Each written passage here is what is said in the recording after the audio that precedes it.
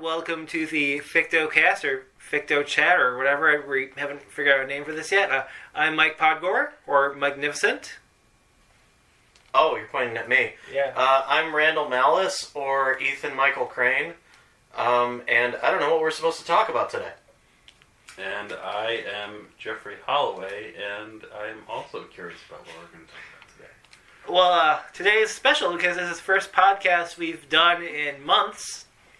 Yeah. And it's also special because this is the first time that the Fictosphere has actually had people reading it, for one thing, and people writing for it who aren't in this room. Like, we have Trevor Thomson, who we've contacted him to try and get here, but we don't know where he is. It's No a comment. little bit of a drive here from halfway across the country, I think. I think he could have made the effort. Well, that's true. I think we could pencil him in as a no comment. Well, we'll keep texting him to see if he's on his way. So, and our other contributors are Jonathan Hortens. He is a veteran film critic who wrote for a lot of newspapers, but there's some legal hassles. He can't really talk about any of that. Yeah, and we really can't discuss it very much either. But we're very happy to have him. Yeah, a very peculiar, eccentric individual. He knows what he likes. He does, and he knows what he's talking about. Yeah. So very happy to have him. He has ample experience with, reviewing movies. Yeah. Yeah.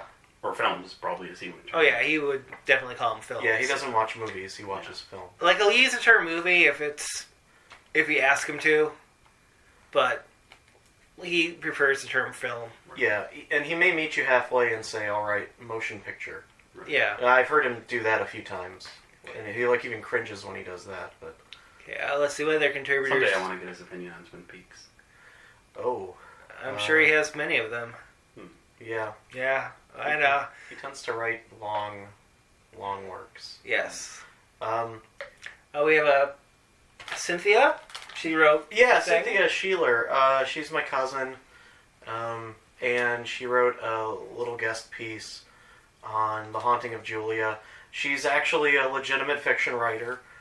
She has had short stories published and such, so, she has like a blog. I don't know what it is right now. Go to the website, and you'll find it there. The website is, of course, www.fictosphere.com, and unlike the other times, unlike before when we all had our own stuff going on, where we have condensed into the Fictosphere, so all our articles and stuff are found on there. Yeah, and there's like stuff posted there every week. I know. God, what the hell is wrong with There's videos, there's articles, There's a podcast? and now there's a podcast. Jesus Wow. Christ. Well, we are doing well. And we also have an unofficial contributor, Matt Haywood, who's been writing stories. Yeah, he can be found on fanfiction.net. Yeah.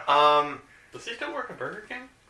We don't know. He doesn't talk that much about his life anymore. Yeah, but He has gone kind of around the bend. yeah, if you ever want to check out his stuff there, it is technically an official part of the fiction side of our Fictosphere world. It's, what is it, Many Super Adventure Matsuhiro Go? I think that's what he wanted us to call it on the website, but since it's on fan fiction, he hasn't really had a chance to use that title too much. Gotcha. We also have some works coming up from some people, or at least things that have been agreed upon. Expect to see those in the coming months. As they're released, certainly we'll make a big deal of it and all that. But yeah, things are looking up for the Fictosphere. It's Yeah, weird. we have stuff going on now.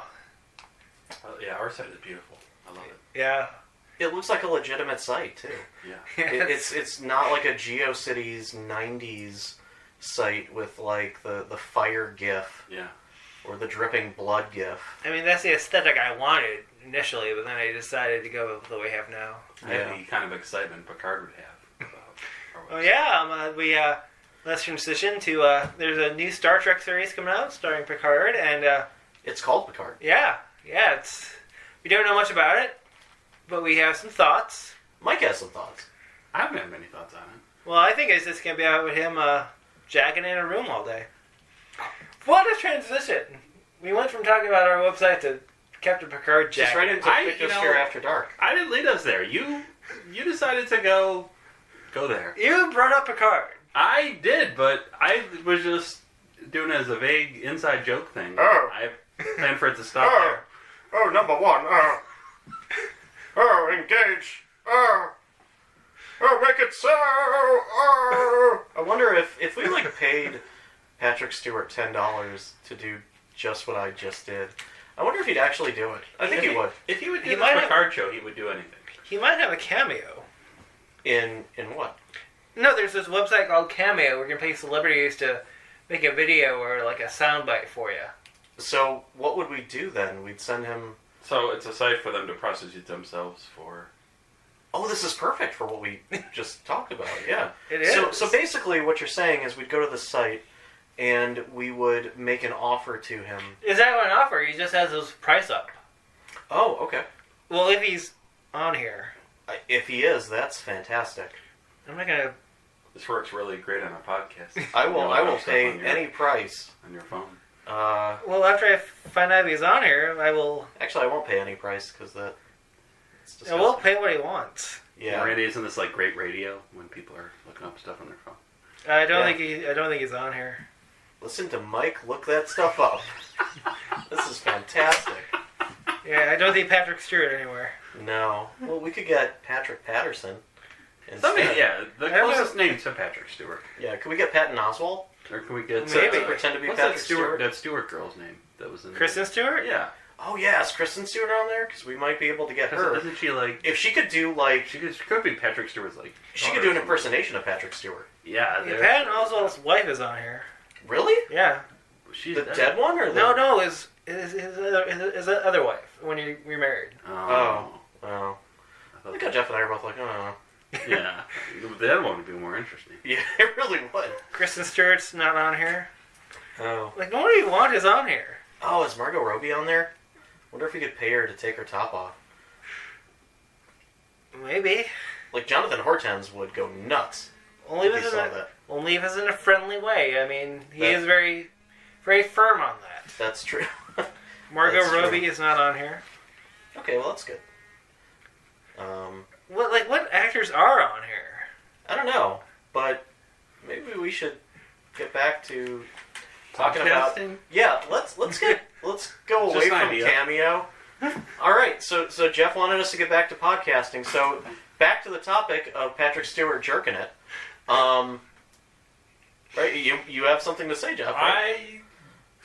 I do have something to say. Well, you were talking about looking at the phone was not great radio, and now we're back. Yeah, we're talking about Patrick Well, Stewart still. It You never is a stop. fair question whether the Picard show is going to be masturbatory. It is. It's going to be very masturbatory. Every episode is going to be about him getting people to take him to a new place to check it. Yeah. I wonder if he read Including the script. Jonathan Frakes. Yeah. I wonder if he read the script and went to Alex Kurtzman and he's like, "Okay, so this is good, Alex, but why do I masturbate so much?" I wonder if that was a question. It could have been. We'll have to wait till the show comes out. Yeah. Hopefully that gets answered by the end of the season. I don't want it to end on a cliffhanger. Yeah. No. Doing it and right before the climax. Man, this got derailed quickly. So glad we had that plan to talk about stuff. So what the hell is on the agenda now? Well, we talked about the meta stuff. We talked about Patrick Stewart. Yeah, Patrick Stewart whacking off. We did not talk about the Godzilla Criterion. Yeah. Oh, yeah. Okay, yeah. Their Criterion's releasing a Godzilla set with all the Showa films. 8 Blu-rays with all the Showa films. Yeah. We are all Godzilla fans here, so we are I'm all... kind of not the biggest one, but I'm becoming one over the years. Now, I mean, we should probably explain to people who may not be well versed in the periods of Godzilla film Like we what the could, Showa but- is. Yeah, we should. The Showa, I guess. So the Showa period is from the release of the first film, 1954, to the release of the Terror of Mechagodzilla, right? Yeah, and that was 1978. 1975. Was it 75 or 78? I thought it was 75. It was late 70s. Yeah. Regardless. Yeah. And then the series rebooted for the Heisei series in 1984 with Godzilla Returns. In America, it was Godzilla 1985. It was a soft reboot that basically said everything that happened after Godzilla in 1954 didn't happen, and it was like a direct sequel to that movie and started a whole different continuity. But the Showa period is, what, 8 film? Or it's 8 discs, but it's 16 or 17 films. Yeah. Or no, it's exactly 16. It's exactly 16. Because it has the 2 different versions of the first Godzilla movie. The original Japanese, and then the American version with Raymond Burr. Terror of Mechagodzilla looks like it came out in 75 in Japan and then 78 in America. Oh, so Okay. we're both right. Yeah. Okay. So, end of the 70s. Yeah. Is the end of the Showa series.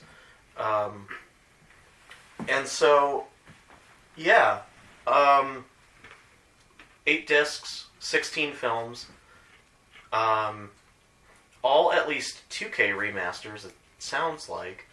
And the thing that's interesting is, it's not really clear which films are going to have, like, full English dubs and which aren't. Yeah, that was high. Yeah, like for most of the films, it doesn't really matter all that much, but 3 in particular, 4 actually, I guess. The first 4, really. Yeah, like especially King Kong versus Godzilla. This is reportedly it's the first time we're getting an actual Japanese release of the movie. In America. Yeah, an official, non-pirated version. Japan has gotten plenty of Japanese versions of that movie. I should hope so. Yeah. But we haven't. Because Universal owns that film, or the license to that film, technically. Yeah, because of King Kong. And so every release has been the American dub, which not only re-edits the film and puts it into somewhat of a different continuity of scenes, but also the dialogue has been drastically rewritten, the story has been rewritten for American audiences. Basically, it makes the movie a lot dumber than it should have been. Oddly, one of the only things that didn't change is the ending. Yeah. Yeah, that was a big urban legend that went around for a long time. Yeah. They really tried to push that. In Japan, Godzilla won that fight, and in America, King Kong won that fight. And like there were 2 different endings depending upon where you saw it. And that's just not true. No. Kong beats the shit out of Godzilla in each one. I mean, I think until Godzilla versus a three-headed monster, like, he lost all the fights, because he was the villain in the movies. Yeah. Like, he lost in Godzilla, he lost in Godzilla Raids Again, he lost against King Kong, he lost against Mothra. Really? Godzilla was treated like the villain? Yeah. Yeah. Oh, yeah. Until I Ghidorah... realize that. That's how much I don't know about Godzilla. Yeah, until Ghidorah the Three-Headed Monster, where that movie saw Godzilla, Rodan, and Mothra team up for the first time against King Ghidorah, who was introduced in that movie. But actually, you bring up Godzilla. I didn't realize that Godzilla was such a heel. I thought it was just the first movie. No. Oh, no. No, even after Godzilla, Ghidorah the Three-Headed Monster, it still took a while for him to be like an out-and-out hero. He was still treated as like he's a threat, but he's less of a threat than these other guys. Okay. Yeah. Wow. Yeah. And then, like in the Heishi series, he's just back to that. Yeah. More of this pseudo-hero, anti-hero type of thing. Certainly a threat, but yeah, there's usually a bigger fish that needs to be fried in those. I don't think he's ever fought a giant fish before. Oh, Ebera, technically. It is a crustacean, isn't it? Yeah, well, I mean, Fish. it's like an aquatic thing. Yeah. Yeah, there really isn't like a giant shark or anything. That'd be cool, though. That would be cool. But yeah, so interesting that you mentioned before Godzilla Raids Again. That's another one of the movies that was drastically changed in its English version. Yeah, the English version is a lot less heavy than the Japanese version. Yeah, the dub, again, the script was completely rewritten for the dub. I believe some scenes were rearranged, so the continuity is a little bit different. They didn't actually insert American actors in Godzilla Raids Again. I don't think they did that for King Kong either. No, they didn't. Well, no, I don't think they did. They had like a full you're scene right. in Mothra versus Godzilla. Yeah, the in the American version of Mothra versus Godzilla, or Godzilla versus the Thing here in America. Trying to get that sweet Fantastic Four money. Yep. We actually had a longer scene. Or it's our movie, our version is longer because there is a scene or two that's added to it. Do we know which Ray's version is going to be on this Criterion? No. It sounds like the Japanese version. Oh, you mean the Raid? Godzilla Raids Again? Mm-hmm. Yeah, I don't believe Gigantus the Fire Monster, which is the American version of that, is going to be in this set. Yeah, that's always been a weird movie because, I mean, like, it's... I don't think it ever got a home video release. Mm-mm. I have a bootleg of it. A bootleg Really? VHS. Never got a home video release? Yeah, because, like, in America, it's Gigantus the Fire Monster. And Yeah. the time was that they didn't want to... I don't think they would have been like, alright, well, here's a Godzilla movie. Yeah, it's weird. Like, we did get a release of it on DVD in one of those nice sets Sony did. Yeah, we did. And we got both movies, actually. Yeah. Both versions in that. It had to be weird for people in the VHS age when you were able to get Godzilla King of the Monsters, and then the next film in the series that you're able to get is King Kong vs. Godzilla. And it picks up right where Raids Again leaves off, and it's like, wait a minute, this is not where King of the Monsters left off. So. Like, for most of them, like, the continuity isn't that tight anyway, so... Like, I think people at the time probably didn't care that much. Yeah, I mean, that's true. Like, I mean, as a kid, I wouldn't have cared. I'd be like, oh boy, it's Godzilla, he's gonna fight King Kong, oh boy, oh boy. Well, when you look at a lot of the Universal Monster legacy series as well, like their Dracula series or their Frankenstein series from the 30s and 40s, they're all loosely connected as well. They're all meant to take place one after the other, but like they reference events that didn't happen or happened differently, and it's a huge mess. Probably because at the time they couldn't have conceived of a future where People would care. or where people would even have access to a version of their movies cheaply that they could watch over and over and over again, or binge watch in succession. Yeah. Yeah, Carl Laemmle could not have conceived of 2019 streaming services, Blu-rays, Yeah. and neither could Ishiro Honda, probably. So either way, though. Oh, no, the Heishi series was the Millennium series, which, like, the Heishi series was from 1985 to 1995, Yes, with Godzilla vs. Destroyer. being the last one. And then I think I've only seen like the '85 film, the Godzilla, right now. Yeah, Godzilla. You Yeah. probably have seen Godzilla Returns. Yeah. Yeah. The I really like Japanese that version one, of yeah. that. Yeah, no, it's a really good movie. Yeah, all the Heishi series are pretty good movies. Yeah. Even Space Godzilla, which is about half an hour more than anyone needed to see. Space Godzilla, we, in America, so Godzilla versus Space Godzilla, our version is, about a half an hour shorter. Well, the VHS actually has a full thing. Oh. It's just the DVDs that don't have. That's terrible. Wait. They're Sony DVDs, Yeah. too. But it's a Sony VHS. I don't know what the deal is with that, then. Well, it was a double-sided disc. I know that much. And it was probably released early on in the DVD lifespan. And I don't think they really cared enough to, like, remaster it or restore anything for the for the Blu-ray release. That makes sense. I mean, One thing you take from this conversation is that Godzilla has not been collected correctly on DVD, and Criterion is helping to rectify that. Yeah, Criterion's To some helping, degree. but it's still. It's still so. Well, the frustrating thing about Criterion is, I mean, it's great that And we're by getting DVD, I mean Blu-ray too as well. right. Yeah, it's great that we're finally getting all of the Showa Japanese versions of these movies, versions that were perhaps not accessible to us before, or they were accessible but in prints that were of lesser quality. Yeah. Like the best you could hope for with Godzilla vs. Megalon, for instance, was like a public domain copy that was spruced up a little bit. No, Shout Factory or someone like that did a good release of it. Okay. Was it the Kraken? Was it Kraken? Maybe. Okay. Yeah, because Kraken did Gigan as well, and that. I mean, Yeah, Kraken's did the last some really. Well, I good think releases. Sony did Gigan too. they might have. Like Gigan got like a bunch of releases. Yeah.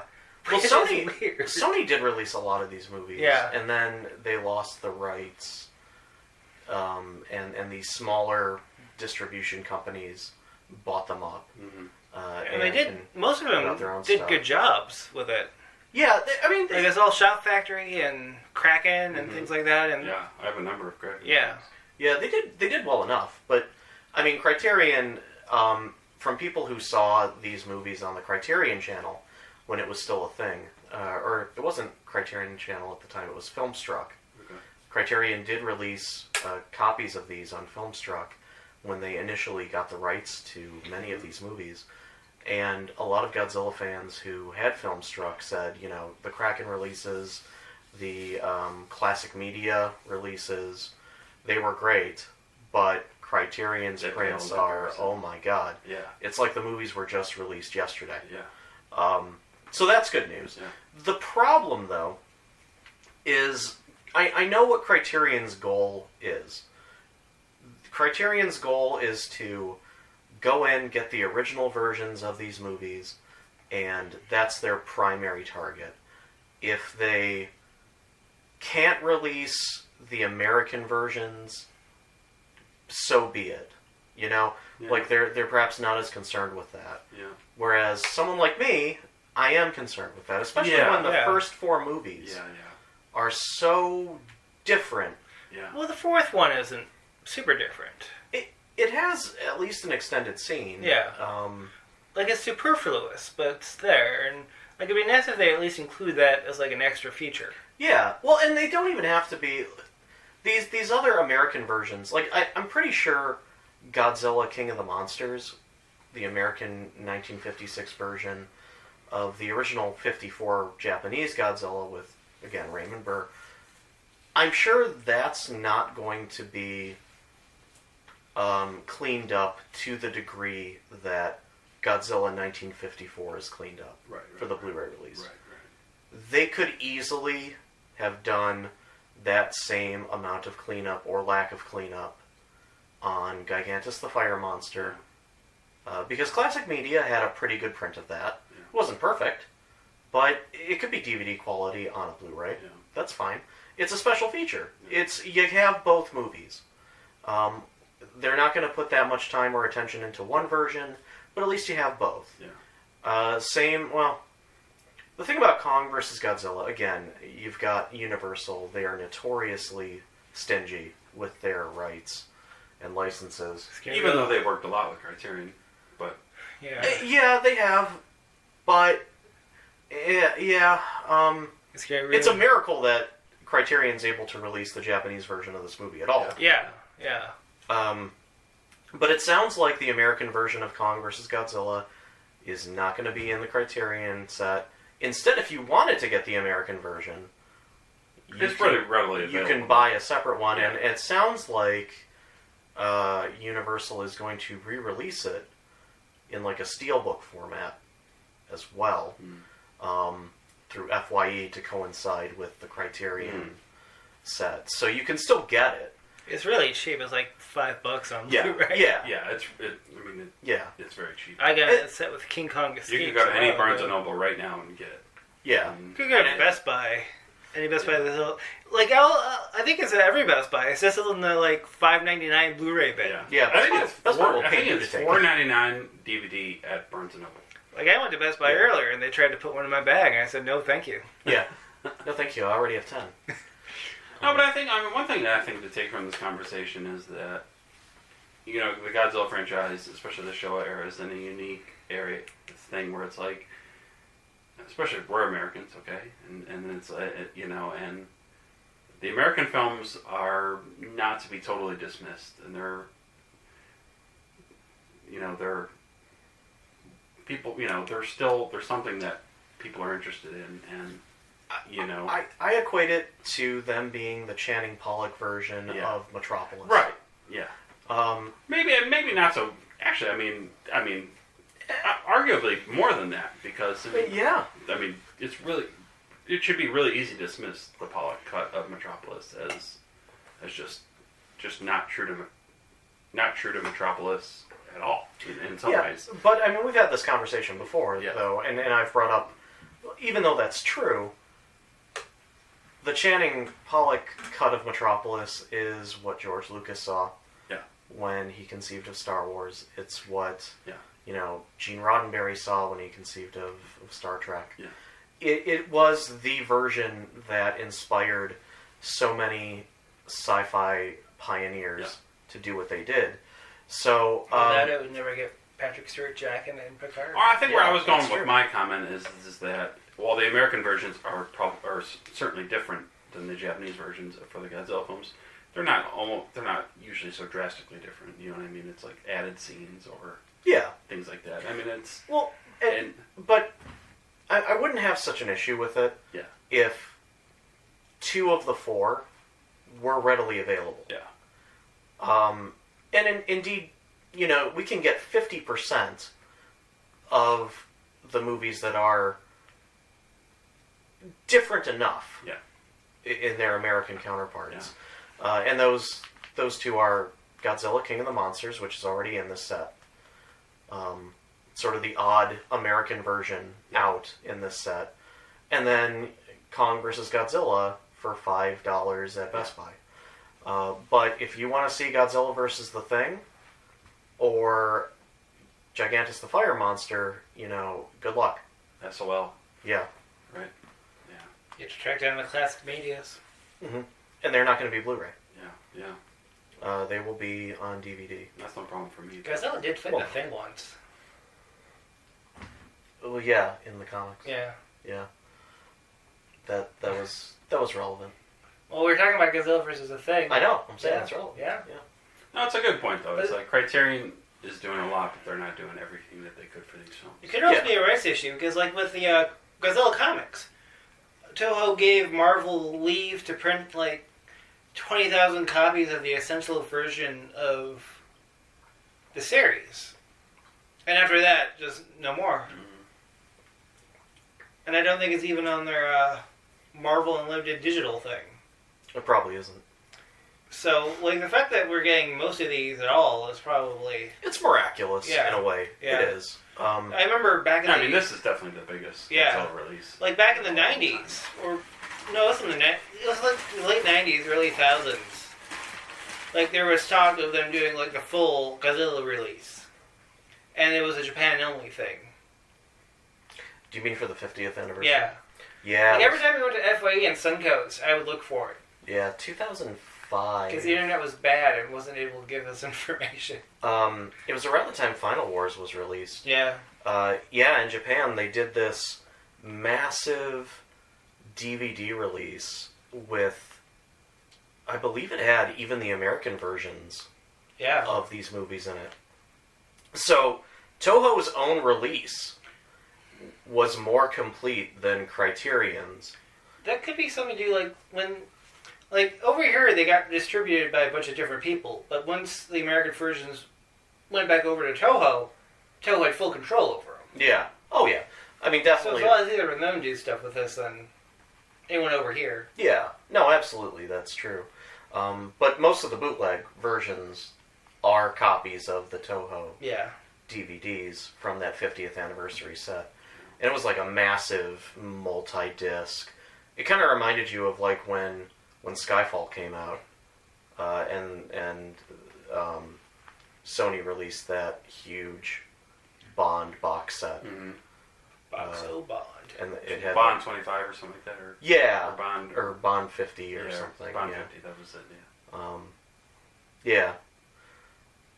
Of course, you would be left with two spaces because fuck Casino Royale and fuck Quantum of Solace. Actually, no. In place of Casino Royale, you could put the David Niven Casino Royale. Get my disc from James Bond my Jr. own Bond set that has all of them in it. Yeah.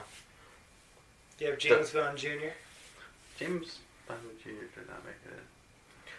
Actually, you could put James Bond Jr. in place of Quantum of Solace. That's a good place for it. Yeah, that's true. That is a great place for it. We had some weird cartoons growing up. No, we didn't. James Bond Jr.? was... James Bond Jr., Uncle James. Remember Oddjob with his Uncle James. Yeah. I did finger quotes there because chances are James Bond Jr. was just James Remember Bond. Oddjob with the illegitimate tracksuit? child. Oddjob had the tracksuit and the the Sir Mix-a-Lot chains. What's even sadder is I had that action figure. I had that action figure too. Jaws had like the little short pants. And remember they teamed up Jaws and Knick Knack. So it was like it was a weird mix. Oh, look at them. And Dr. No was green because apparently Asian people are green, and James Bond Jr. They did that with the Mandarin too. In I think the Iron Man show from the '94. They did, but after he changed from who he was to Mandarin, that's when he turned green. Okay, so it was like a magic. Just, okay. That did it. Yeah. Dr. No, he was just green for some reason.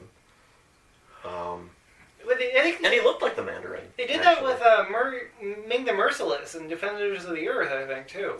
That is true. Yeah. I think So- oh God. Yeah. I'm looking at an odd job here. Yeah, I know, right? Dear Christ. He looks like It's sad, man. he looks like Heavy D. A rapper from the '90s. And who else? Jaws? Jaws. I don't think I want to see him. Jaws and Knick Knack often worked with Dr. Derange. Oh, when you said short pants, I assumed he was like wearing like hot pants. No, they're just like they were floods. they're floods. And then they came up with like a few new characters. Dr. Derange was one of them. Skullcap was another one. He was I actually thought he could have worked as a real Bond villain. I don't remember him. He was like a normal guy, but he had like,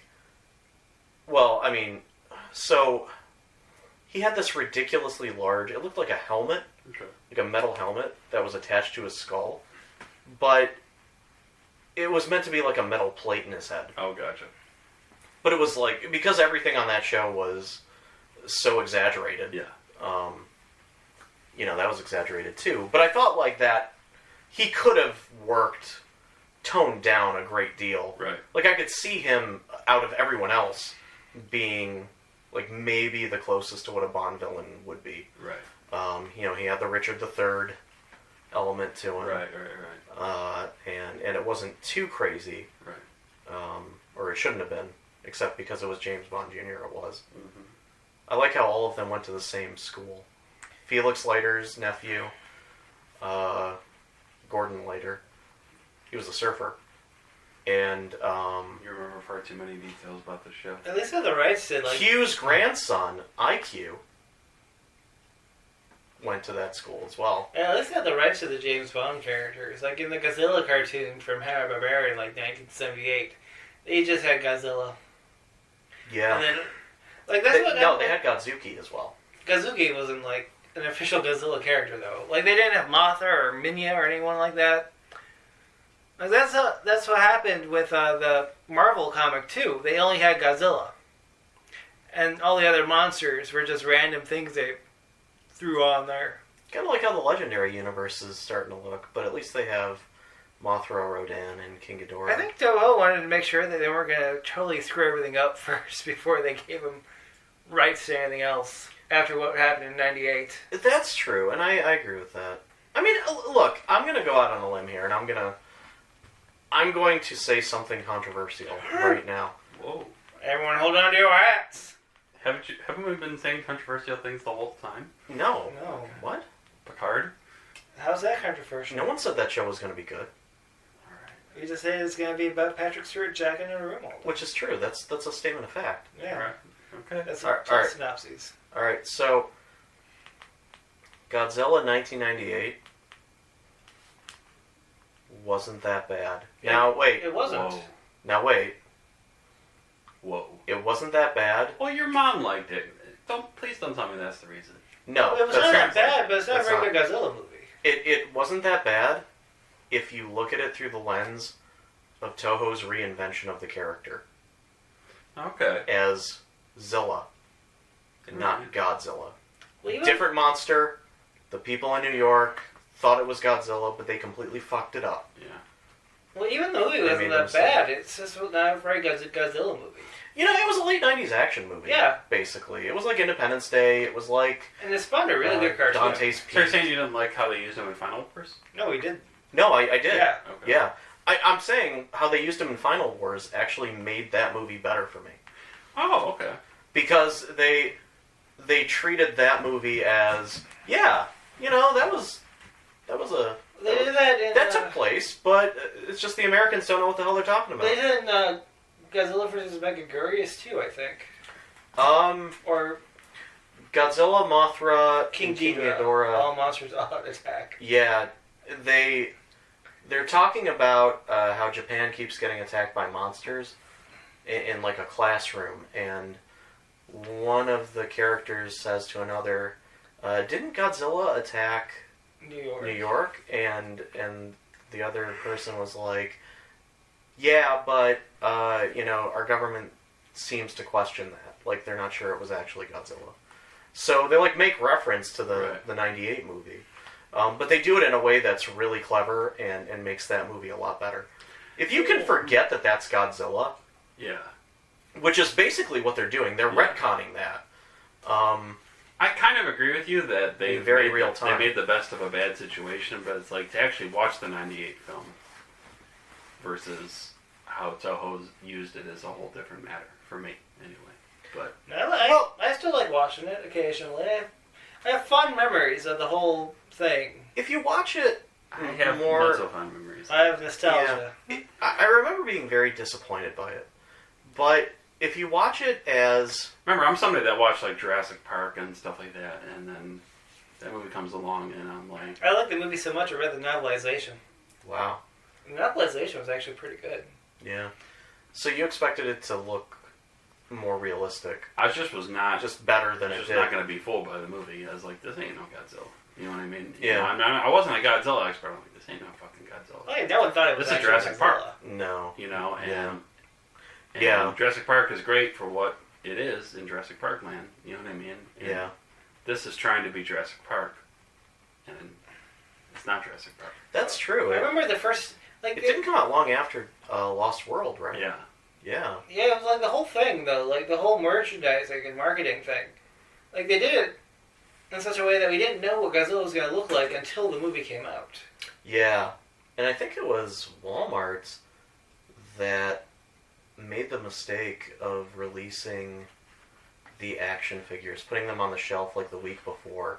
And I remember the early internet was like, it caught like fire. Yeah. Like wildfire. Just people being like, whoa, this is on the shelf at Walmart. What the fuck is this thing? Yeah. It looks like an iguana. And they were right, it did. It wasn't an iguana. Giant mutated iguana. Yeah. Yeah. But if Jeff you... is smiling right now. He's very happy about all this. Oh, he is. I'm If you watch the movie smiling. as more of a remake of Beast from 20,000 Fathoms, that actually helps it as well. Like, if you watch a movie and just go in there and be like, I want to watch a giant lizard destroy things, Yeah. then you're going to have a nice time. If you're going in and be like, I hope this is Godzilla, or...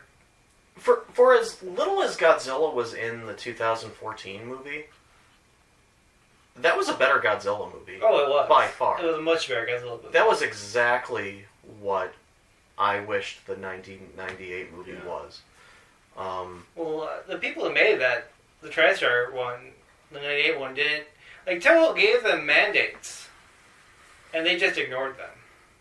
Yeah, I can see why Toho would be very reserved after something like that. Yeah. Yeah. No, I mean, absolutely. Yeah. Yeah. Like, if Toho learned in the 98 film, Americans are crazy. Yeah. Yeah. They're not to be trusted. Exactly. We need to Pearl Harbor them. Well...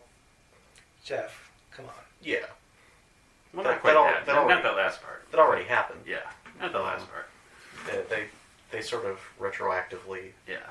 worked their way back into that. Yeah.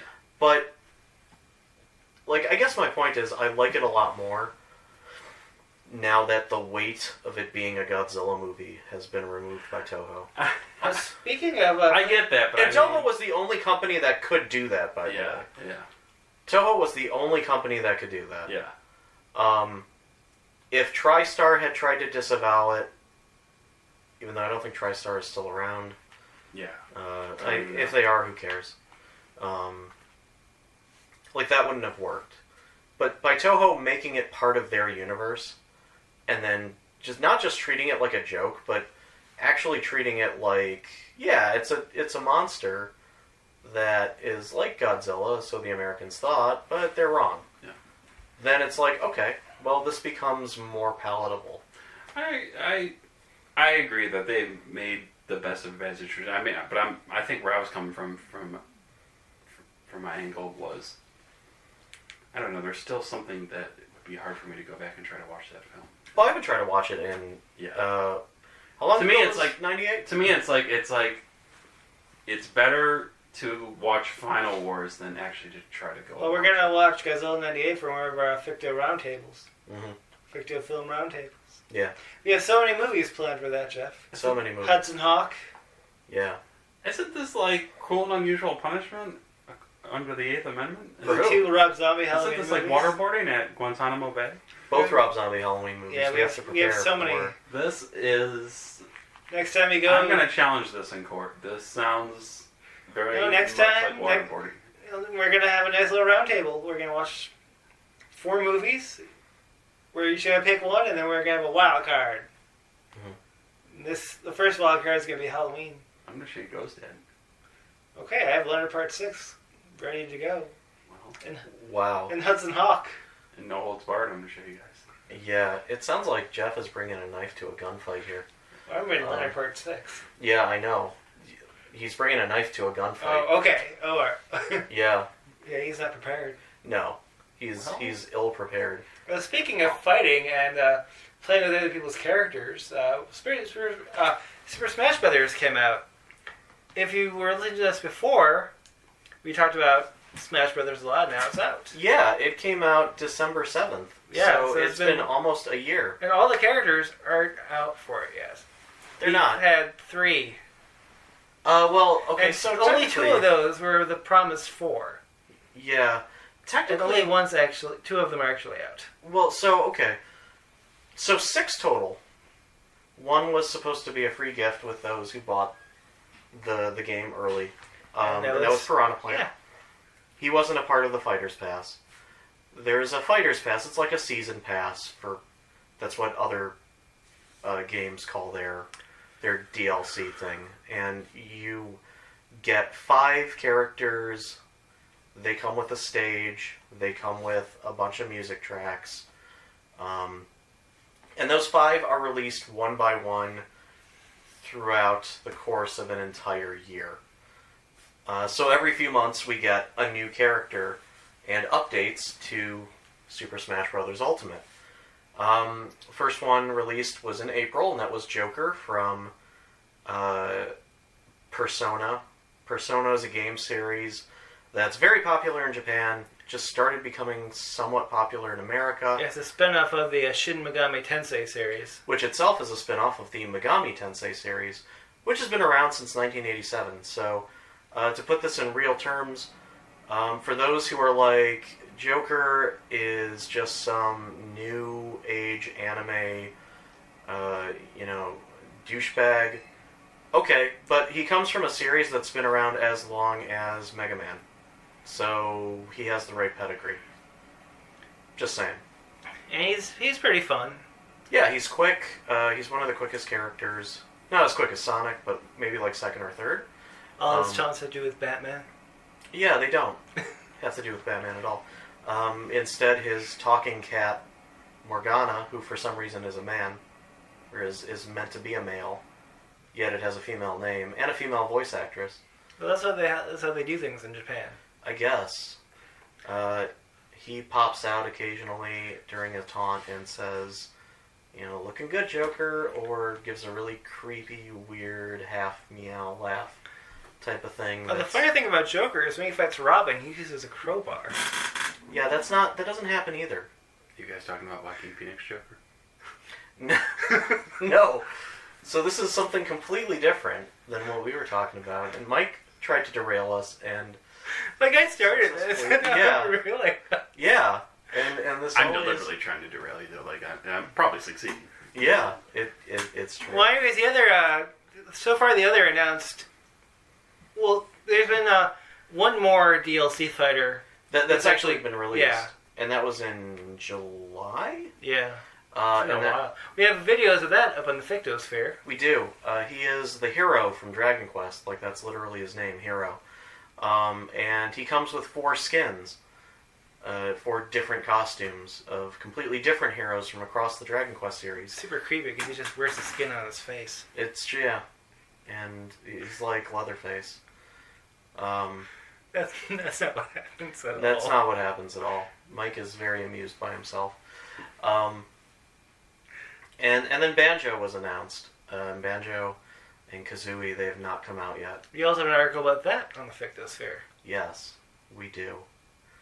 And rumors are abound for the next character. There are 2 more officially that are coming out for this Fighter's Pass. No one knows who they are yet. It's going to be the Rocketeer and James Woodcock. None of the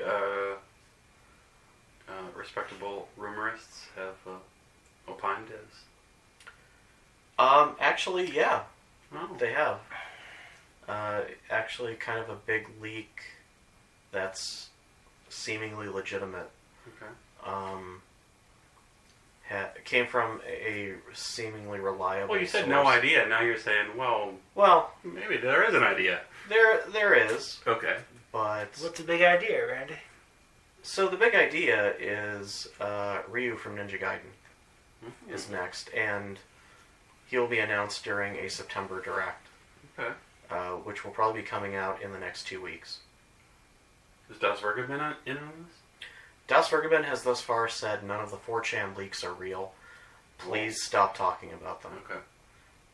There are certain YouTube channels like Lax Chris and now Blocked Content, and I mean, look, these leaks. A lot of leaks come through 4chan. They're hosted by anonymous users. What's 4chan's record on being right on these things? There are more fake posts on there than one might consider. Okay. Like every day, you can probably find 200 fake posts. Okay. But some of them seem more legit at times than others. Okay. And 1 or 2 have been When I was right. asking about the respective rumorists, I didn't include 4chan. I mean, I was thinking more like Das Vergaben. Well, Das Vergaben has come out and said 4chan, don't trust anything Yeah. on 4chan. So I guess you are kind of right then. Maybe it's... Well... This did not come from 4chan. Oh, okay. The Ryu Hayabusa rumor came from... I don't remember their name, but there's a legitimate leaker named Sabi, also goes by Polar Panda, who has a Discord, and this person has leaked things through the Discord that have turned out to be true. Oh, okay. They have leaked things on message boards in the past that have turned out to be true. They predicted Piranha Plant before anyone knew about Piranha Plant. So there really is a very legitimate leak here. Yeah, they predicted Ken and Incineroar, but... This person's going to be wrong, but this person is legitimate. Yeah. The issue with the Ken and Incineroar leak from them was they sort of confirmed it after Das Vergaben and many others came out and said it. Yeah. So they came in on the 11th hour. Yeah, but the Piranha Plant one was like, whoa, that's... They jumped the gun on everybody on that. Yeah. As long as Steve from Minecraft is not a playable character. Well, that's interesting then. I mean, there is an idea then. If that person seems credible Yeah. from what you're telling me. Yeah. The other competing character is this female character from Overwatch. Sabi also says this too? No. Person? Sabi she has not confirmed nor denied it. Okay. Where is the source of this other one? The source of this one, I don't know the provenance of it, but it seems to, kind of like how Steve was catching fire for a long time. Catch fire. In terms of rumor. We should just emulate. Sure. Okay. Self-bust. It's a little dark there. But, yeah, I'm not... This is like a competing rumor. And it's... Overwatch is coming to Switch. Overwatch is a game made by, I think it's Blizzard? Is that right? Yeah. I don't know anything about Overwatch, but I know it's popular. It's a team fighter. only Like, because it's a shoot... Is it like Fortnite? Yeah. No, it's not like Fortnite. Fortnite's a last man standing type of thing. Overwatch, you team up with someone and try to score points with your team. Okay, so it's like a Team Fortress 2 type of thing. Okay. More like that. Okay. Well, there's a female character who wears, like, a visor and stuff, and... Mercy? I think Mercy, yeah. Or maybe Widowmaker. Might be. I don't know. Does she have wings, or what color is she? Is she purple? No, she's white. Okay, I think She's like white human. I think she's... Short black hair. Oh, this Diva. Diva, yes. Okay. Maybe. I don't know. It's some female That'd be character. interesting, as Diva. Like, if I played Overwatch, I'd play as Diva. Okay. You may be playing as Diva in Smash Brothers instead. And in Overwatch, because Overwatch is coming to Smash. So this is Switch. a did they competing confirm rumor, that?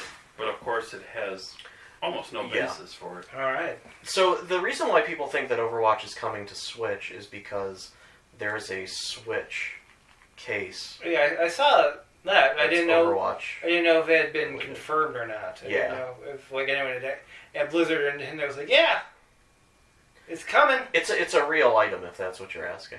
Okay. It's definitely a real item. Even if it's coming to the Switch, doesn't mean it's coming to Smash Brothers. No, that's true. That's true. The provenance of that rumor, I don't know what that is, but it's one that a lot of people talk about. People like Overwatch? People like Smash Brothers? Is that more? I mean, the thing is, though, it could be more wishful thinking, or I think it might be more be. like that. you know. Yeah. I don't think it's gonna. I don't think that's true.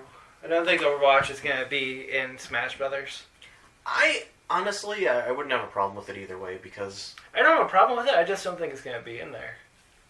there is a rumor on the last fighter, actually the last two, and I say two, that equals 6, and that means one of them is not in the fighter's pass, but might be a bonus character. Hooray! Like Piranha Plant released Hooray. after, and there is a little bit of evidence that this might be the case. Hooray! There's some evidence that possibly the Doomslayer from Doom That'd be weird. might be I don't one think of the characters. I don't think I want that. Whoa. Because Bethesda was asked about if they talked to Nintendo about having a character in Smash Brothers, and their answer on Twitter was just like, "Oh yeah," and that was it. They like NDA, can't say more. They've It made seemed so many games, though. Yeah. Well, when you think of They put the Skyrim or Fallout guy in there, and like the special moves are just all glitches. that, the Fallout guy was actually part of a rumor back in like the days before the game was actually Like released. his randomization, their randomization is just so much more incredible than any other character. Like you press a button and sometimes does what you want to, but other times like half the stage just falls away. Like I started playing Skyrim and it's the buggiest, glitchiest run through I've had of it. Yeah. Like entire rooms just not being there. You walk in, you just fall endlessly into the void. This moves like that in Smash Brothers. Yeah, you think competitors hate Joker or hate Hero because of his randomness, They hate the random glitches of Dovahkiin and Fallout 76 guy. Yeah, so Doom Guy, and the reasoning behind why people think it's Doom Guy, in addition to that statement, is you look at Doom, and Doom it really sort of pioneered the first-person shooter genre. It absolutely did. Well, yeah, it absolutely did. Which is one genre that is, for good reason, perhaps not represented yet in Smash Brothers. It represents a wide swath of genres, but not that. I think it's for him. It's funny, I never even thought about it right now. Doom's absolutely the first-person shooter. The first-person shooter I ever played.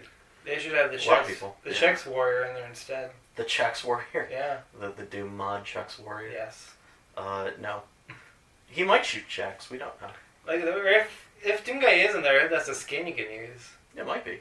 Like, it just turns into the Chex Warrior. It might be. Another genre that they haven't touched is survival horror yet.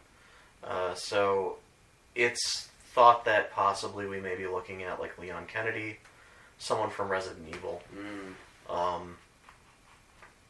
And they might be the fifth.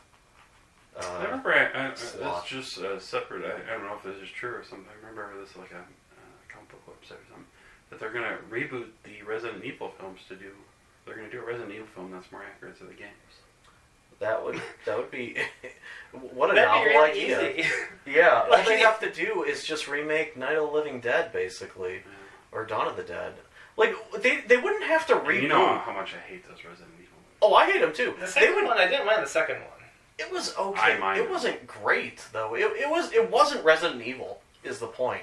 It might be a good movie, but it's not Resident Evil. It's not even really a good movie. Let's not go that far.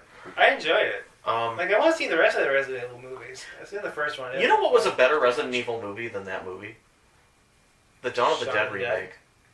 I did not say Shaun of the Dead. I said Dawn of the Dead. But Shaun of the Dead is actually a better Resident Evil movie than any of the Resident Evil movies. They just put Simon Pegg in Smash. Honestly, the movie 7 is like a better Resident Evil movie than any Resident Evil movies. And there's no zombies in 7. Okay. The musical 1776 is a better Resident Evil movie than Resident Evil. But you know what I'm saying? Like, you know what I'm saying, though? Resident Evil has, there's a certain, procedural police, detective aspect, you know what I mean, about it, and none of the films have ever gotten to that. You know what I mean? And it was so easy. It was so easy. They're based on... The Ghostbusters 3 video game is more like Resident Evil than...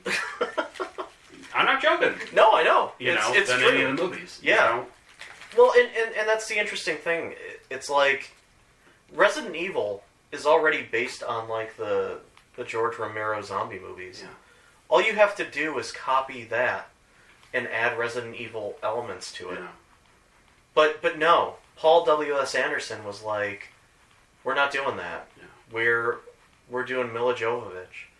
Yeah. And the original ending to the first movie that he wanted was a kung fu fight between her and like the liquor. Yeah. And it's like, what the fuck does that have to do with Resident Evil? He must have drinking a lot of liquor. True Detective Season 1. More Resident Evil than any of the Resident Evil movies. That's actually true. That's actually true. Yep. There are a lot of things that are more Resident Evil than Resident Evil, the movie. Yeah. And the whole series. Yeah. You know what I'm saying about True Detective, though? There's that... Yeah. There's that... that arcane... Yeah. Lovecraftian element, you know what I mean? That's the... that detective, to me, that's what Resident Evil is. You know what I mean? It's sad when the Silent Hill movie is closer to its source material than the Resident Evil movie is to its material. And zombie movies are so much easier to make. Like, how do you fuck that up? Mm-hmm. You hire Paul W.S. Anderson to direct. That's how you do it. Yeah. And to sort of, create his vision. Yeah. Worst part about the early 2000s was every fucking director and their vision. Yeah. Their goddamn vision. You want to know how we got to where we are now with corporations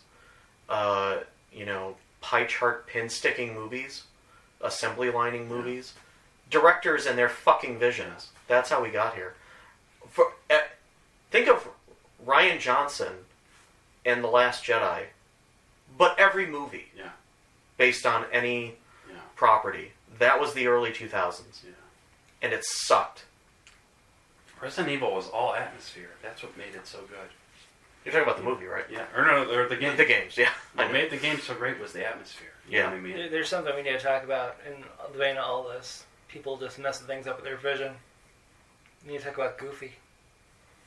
Oh, yes. That's actually a big development. Oh. Long-time listeners will remember that we had previously discussed that Goofy had canonically had sex. We've discussed this too much. Goofy canonically yucked a woman. Yeah. And out-popped his son Max. But here's the thing. The CIO of Disney has disavowed Max. Max has been retconned. And recently? When was this? Like a year ago or 2 years ago. It was recent. I mean, Max hasn't showed up in a lot of stuff, so... Wait, when you say recent, you mean 1 or 2 years ago? What's considered recent? Recent is either last week or... I don't know when it happened. I want to say it's been this year. Okay. Yeah, it's been... Because... So Max was a character in the animated show House of Mouse, I believe? Well, first on Goof Troop. Well, yeah, of course, yeah. And then after that, you just kind of branched out. He wasn't House of Mouse. He wasn't House of Mouse. He was in 2 of the Disney Christmas specials. Okay. Yeah. But he's been a character. Yeah. And now he's not. Yeah, in fact, there's the show DuckTales, the reboot, which, we should probably talk about the characters on that poster. But on that poster, they released a poster for the second half of the second season. And Goofy is there in his Goof Troop attire. Max is nowhere to be found. Yeah, no Max. Wow. Yeah. The Rescue Rangers are there. Yeah, a lot of the Disney Afternoon characters are there. There's a Wuzzle. Shows. Wow. There's a friggin' Wuzzle on there, but it's not really a Wuzzle because I think Disney doesn't have the rights to use them anymore. Yeah, it's like this creepy-ass giant bear with wings. And a butterfly tongue. Yeah. So it's in the spirit of the Wuzzles. But yeah, no Max.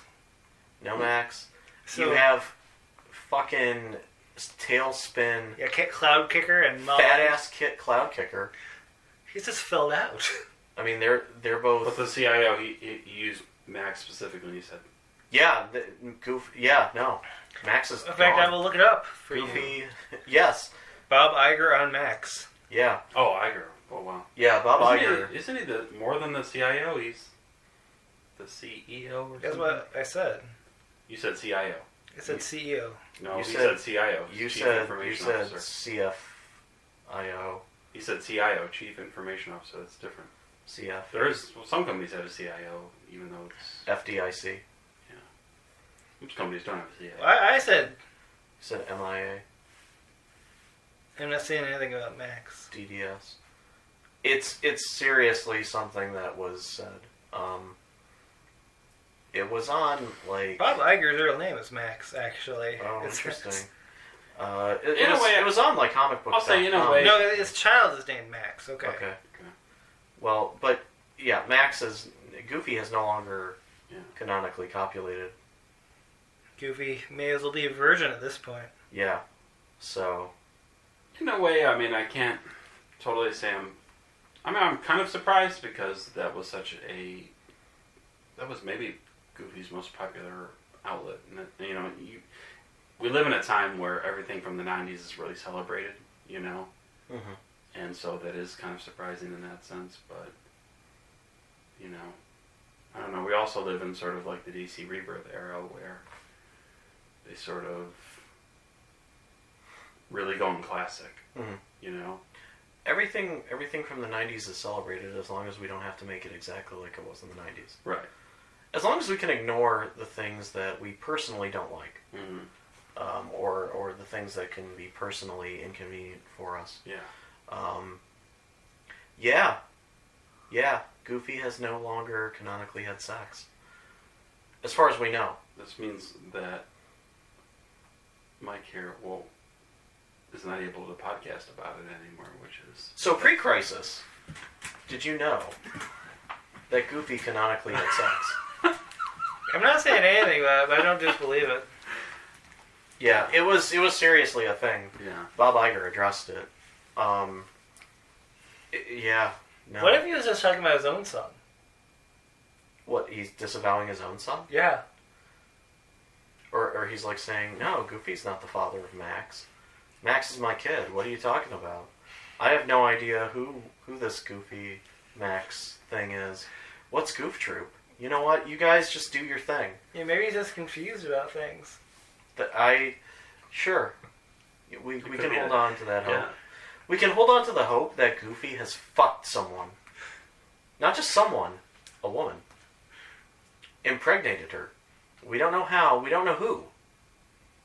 But it happened. Yeah. At a time in the past. In a past that no longer exists. But he's not on the poster. It happened. That's the thing that gets to me the most. Is that he's not on the poster. He's not on the poster. Like everyone else is on that poster. Fat Ass Kit Cloud Kicker. Darkwing Duck. Darkwing Duck is on that poster. Yeah. Goslin is on the poster. Yeah. And Gizmo Duck.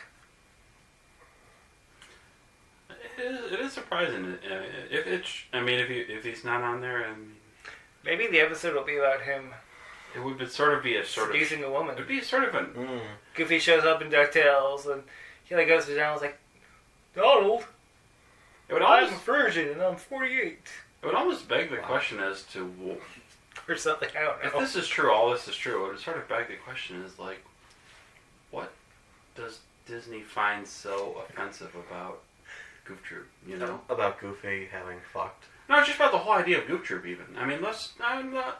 Well, it's not Goof Troop so much. It's Oh, no, Goofy's wearing his clothes. You know. Yeah. He's wearing the Goof Troop No, outfit. Goof Troop still exists. Just cut out all the parts with Max. But I'm saying, but in a way, but that's I think but it's, that's also because targeting Goof Troop. I think it's because Max is his son. Mhm. It's not like Huey, Dewey, and Louie, who are Donald's nephews. Yeah, because that's a normal thing that you're running. But why would they be so bothered by it? I mean, you know, and it would be kind of surprising.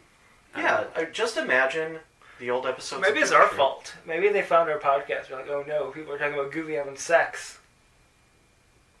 See, We have to stop this. this. Makes a lot of sense. Yeah, that might be the case. We're not going to stop talking about it. No. So imagine. So we're going to keep Ready Max out of existence? No. Yeah. No. Yes. No, we champion Max at the Fictocast. I don't know. Look, I can't wait for the Disney Plus episodes of Goof Troop where all the scenes with Max are cut out. So it's like Goof Troop from 9 o'clock to 9:03. The new George Lucas versions of Yeah, Goof Troop? the Pax Sopranos version. Yeah. Um, Just like George Lucas writing out old Indiana Jones out of the Young Indiana Jones Chronicles. yeah, exactly. Exactly. Because unfortunately we have old Indiana Jones and Indiana Jones in the Kingdom of the Crystal Skull. No. And we're going to have him in another movie because, yeah, it's never going to end. Yeah. It's never Until he going to end. dies. Until we die. It'll end for us. But the future generations are going to have to carry this cross. Goof Troop from 9 o'clock to 9:03.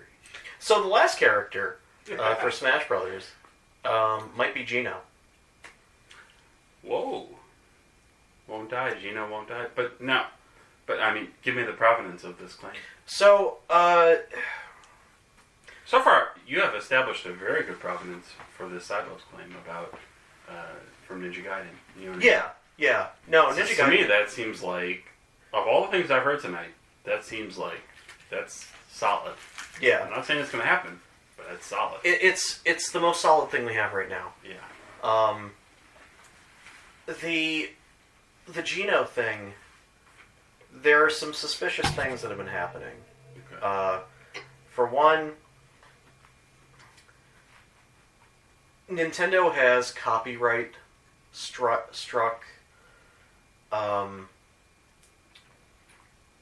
some music channels on YouTube that have put out songs related to Super Mario RPG. But they've only copyright struck the ones that are related to Gino.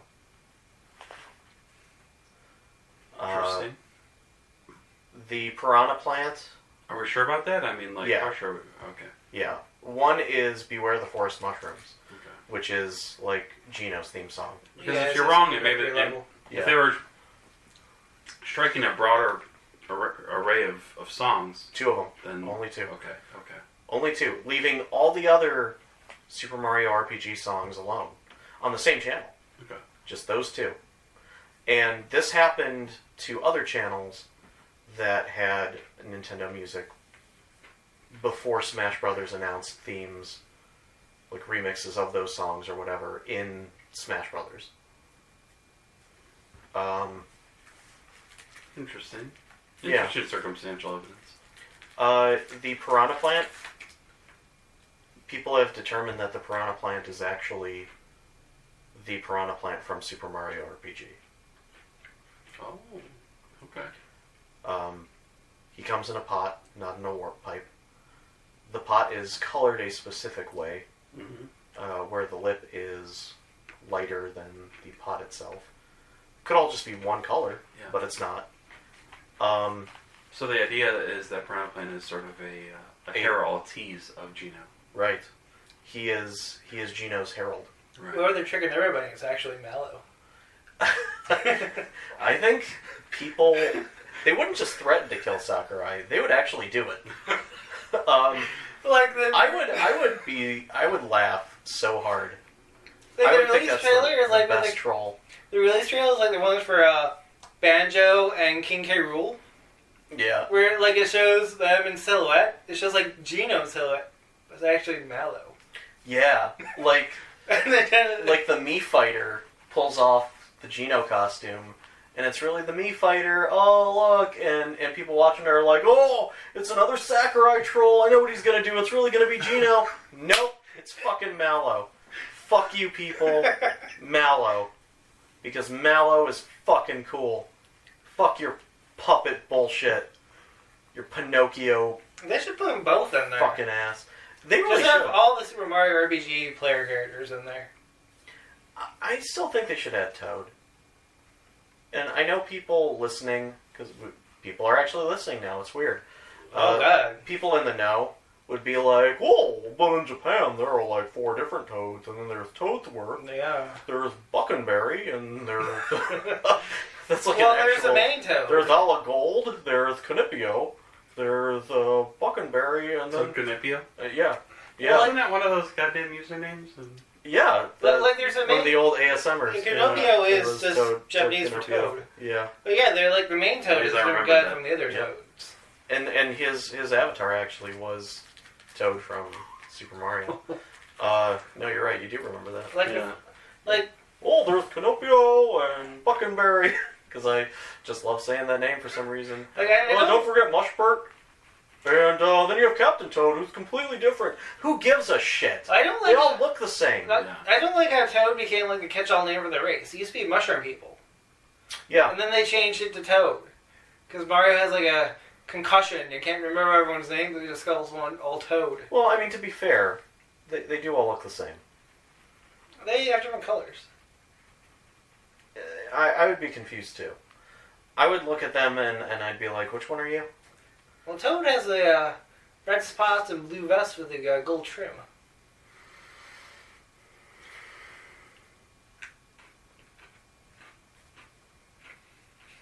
Leave the silence in, because this perfectly encapsulates my lack of caring for what you just said. I realize they are different colors, but fucking Ala Gold and fucking Buckenberry look like fucking Toad. Like Canopio. They look like Canopio. Okay. Oh, Trevor got back to us. Oh yeah. Yeah, is he gonna show up for the end of our podcast, or what's he gonna do? Did you drive here from many states away? Yeah, I'm trying to... He asked to when. I told him it's like right now. Yeah, we're on right now. He doesn't seem to understand that. Here, let me record a message to him. I'm gonna yell into the phone and be like, "It's right now!" Yeah. I don't... How? Alright, fine. You know what? I'm gonna do it on my phone. Yeah, I mean, just do it on your phone. I don't know how to do it. Yeah, we're both on the phones now. Everyone Jeff but is Jeff. the only one who's not on the phone because he's actually dedicated to this. Yeah. Well, we're trying to get Trevor in on this. Well, I'll speak for him. Trevor, right now! We're doing a thing now! We're doing the podcast right now! Goofy hasn't had sex anymore. It's all fucked up. Alright, I'm gonna play this back. Trevor is never going to give tribute to the Fictocast again. Now. We're doing the podcast right now. Goofy hasn't had sex anymore. It's all fucked up. That is outstanding. I hope this gets left in too. Trevor. Wait, so the blue toad's name is Buckenberry? Yes, the blue one's name. What did you think? I just made that up? No, I didn't know blue toad. Blue I toad think it was just blue toad. No, blue toad is Buckenberry. Buckenberry, spelled like fucking-berry with a B. What was the other one? Ala Gold. How do you spell that one? ALA-GOLD. And that would be yellow toad. Yellow toad. Why is yellow toad's name so weird? Ala Gold, yellow toad. I can't believe I remembered the ASMR Toad Canipio. Yeah. I can't believe I put those two together after all these years. Yeah, he was a real guy. He wants to know, he's a bit tied up at the moment. How long are we going to be recording? Well, I'll tell him. Okay. We've been recording for like an hour, so we've got at least 3 more to go. Well, actually, it's been an hour and 16 minutes. Holy shit, we only have 2 hours and 45 minutes left to go! We're probably not going to be going for that long. Why don't you get over here? Goofy doesn't fuck anymore! Yeah, tell me to drive on over here from Alaska, or where the hell he's at. We've been recording for like an hour, so we've got at least 3 more to go. Well, actually, it's been an hour and 16 minutes. Holy shit, we only have 2 hours and 45 minutes This is left the to worst go. podcast thing we can do. Why don't you get over here? Goofy doesn't fuck anymore! Yeah, tell me.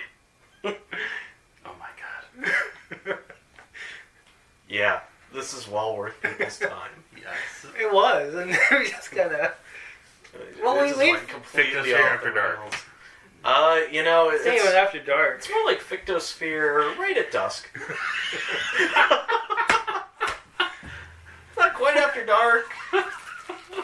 Because we're not talking about like the length of Goofy's cock or what was it last time? It was how big Mario's penis is. Because he had a baby dick. What? You don't remember that? No. Alright, so let me back up here. Do we need to? Yes.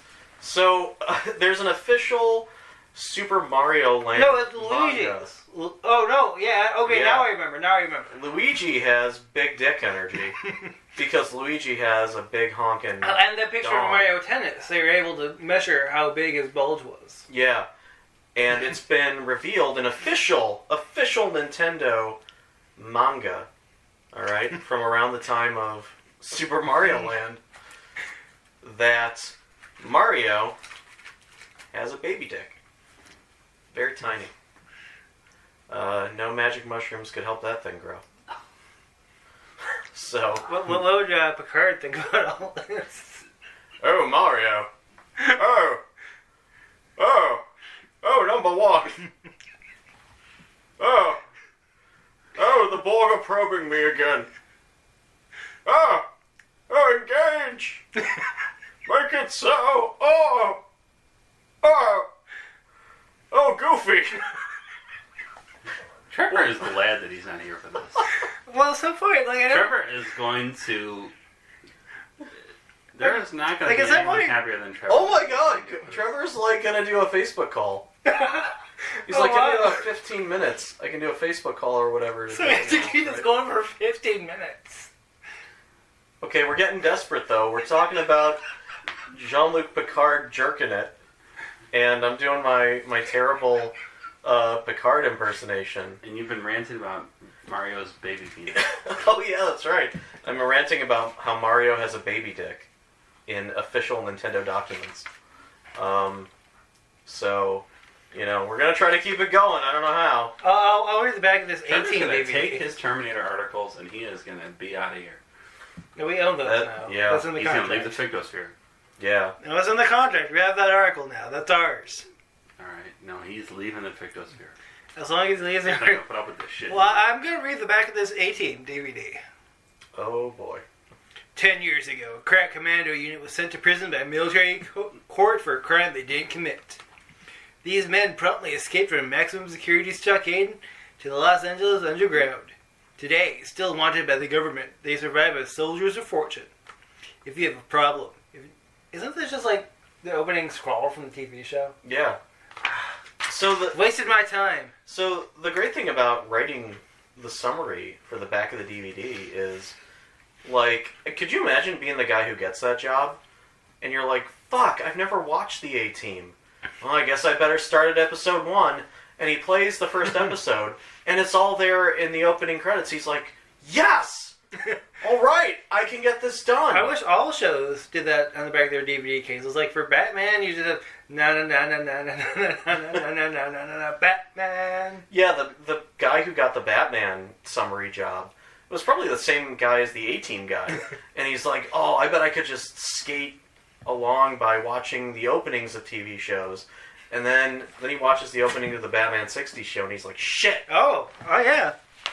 Yeah, Jeff happens to have the Batman You're 60 upsetting show my right house here. of cards over there. But Yeah. with the movie added to it, by the way. Oh, nice. Okay, let's see. There's no summary, really.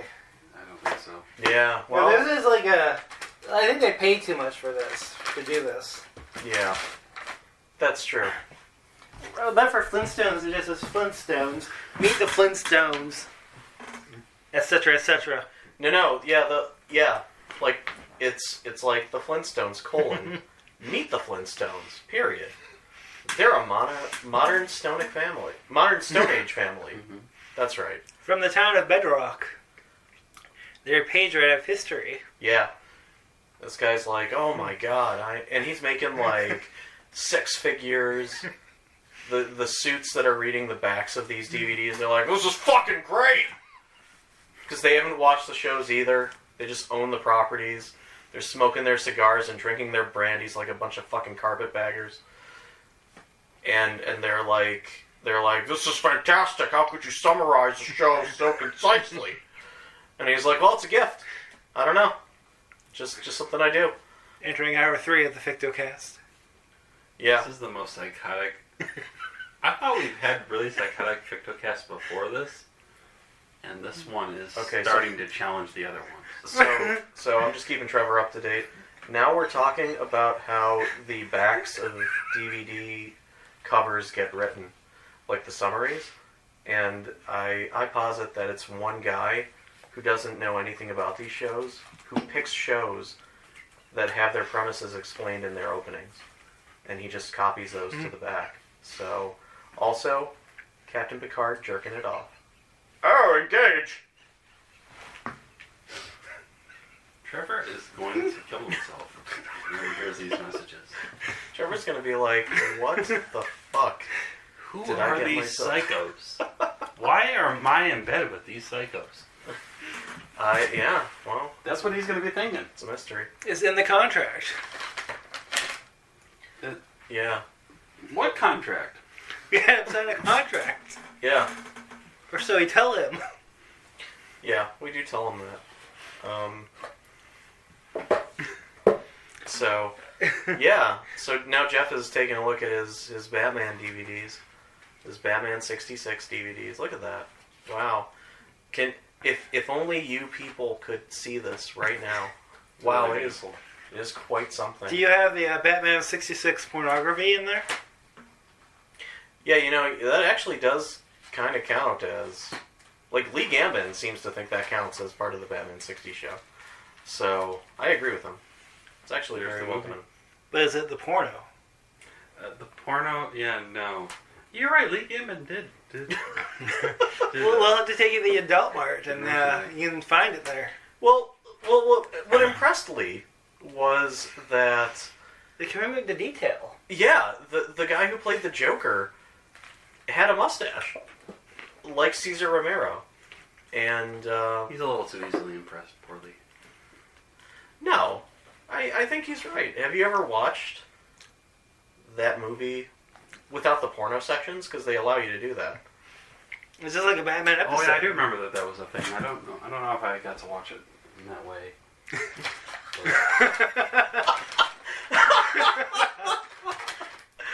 Oh, yeah. In that way. In that way. I don't think that someone was that merciful to me. I can't remember. I love the Riddler's riddles. What is a 68? You blow me and I owe you one. Oh my god. Now it's Fictosphere After Dark. This is terrible. Yes! We need to go back to Fictosphere like PG. Like me.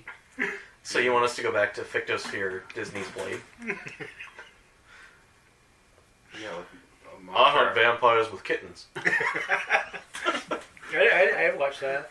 I actually would too. I wouldn't pay $15 for the 3D ticket though. They'll steal it. I'm like the dirtiest person, but I want us to censor ourselves. Like, I know dirtier people than you, Jeff. you know. Yeah. I know much dirtier people than you. Yeah. You're just a clean Steve. Mike has dated people who are much dirtier than you. Oh, don't That I remind believe. me. That I believe. I really do believe that. Yeah. I'll hunt vampires with rainbows. Again, I've watched that. Yeah. I watched every episode of that. It's a movie. Whatever. I don't care. Blade is going to be a movie. Can be whatever it wants to be, Randy. Blade. Do you think Jonathan Horsens will like Blade? He might. I don't know. Too bad we couldn't get Jonathan Hortons on the phone. Yeah, we'll do that some other day. Yeah. The next time we need contributors, we'll get them. I know someone out there is probably like, well, what about Matt Haywood? No. No, we're No, we're not getting him on the phone. He's too busy working in the hospital. No, we don't know where he's working. Like, he was working at a hospital. We know he's doing it now. Yeah. Do you see the... Okay, so, here's the thing about Matt Haywood. Is that, his fan fictions concerns a very liberal interpretation of himself interacting with pulp culture characters. It's basically his version of a self-insertion fan fiction that was fairly common in the 90s. Oh, is that Trevor? Oh my god, it's Trevor! Oh my god. I'm scared. I literally. Hello? Hold on, I have to Oh, he's... turn the volume up. Should I answer on my phone too? Yeah, answer on your phone. It's gonna do that thing. Okay. Y'all hear me? Yeah, this sounds... It sounds like we're in hell right now. Yeah, The movie Event Horizon? we both answered. It's echoing. It's like the auditory version of a mirror reflecting itself. This is like the movie Event Horizon. I'm gonna hang up. Sam Neill. Okay. Okay. Alright. Are you still there, Trevor? Yeah, I'm still here. What's up, guys? Hey, what's going on? We're doing a podcast.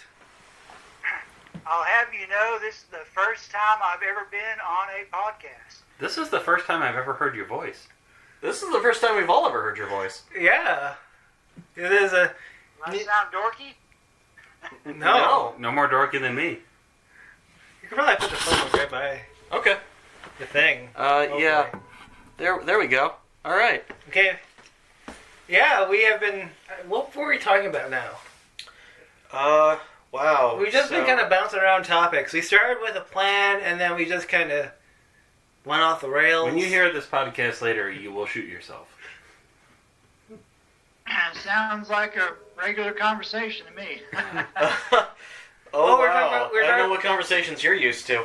Oh, we're talking about Matsuhiro. That's what we're talking about. Yeah. Well, before that we were talking about PG Blade. Oh, yeah. Marvel's PG Blade. and how... PG? Are you serious? It's probably going to be PG-13, but we were thinking about what it would be like if it was just a PG. Or G. Yeah, that would Orgy. Probably garbage. be... Orgy?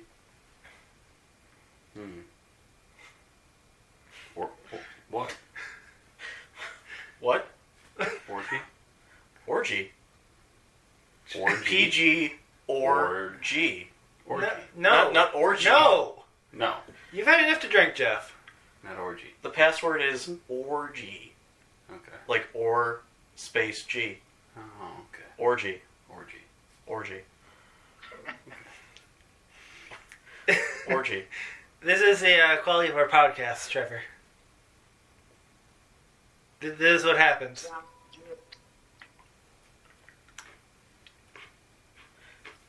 So,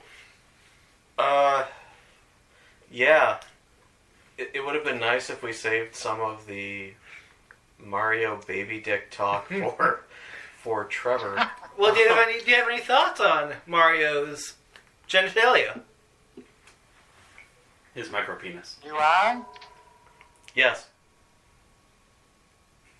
Well, I can't confirm or deny. Okay. Well, see, there's an official Super Mario Land manga from Japan put out by Nintendo in the early 90s, right? And Right? apparently, there are a few scenes where Mario, for some ungodly reason, loses his pants. I think he's coming out of a pipe. He might have been, and his pants Or a got fish stuck or in there. something. There's something like that. And, you know, instead of just drawing, like, a silhouette or something, no. The Japanese are like, haha, we're going to draw him with a micro dick. And he has a very tiny weenie. So what you're trying to say is that Mario would have a difficult time laying pipe. Yeah. Apparently so. Sounds par for the course from Japan, if we're being honest. Yeah, they were probably basing that on personal experience. Ooh, burn. Yeah. Yikes. It's like that South Park episode. Yeah. So, the A-Team. That was a show. Yeah, and then a movie, which I still have yet to see. Yeah, It was a movie. I forgot that's about true. that. It was. I will never see it. You need to add it to your A-Team pack that you might have based on this. I don't know. Did that set come with the A-Team movie? No. So then it's not complete. It's not the complete A-Team set. Jeff has a very liberal view of completion.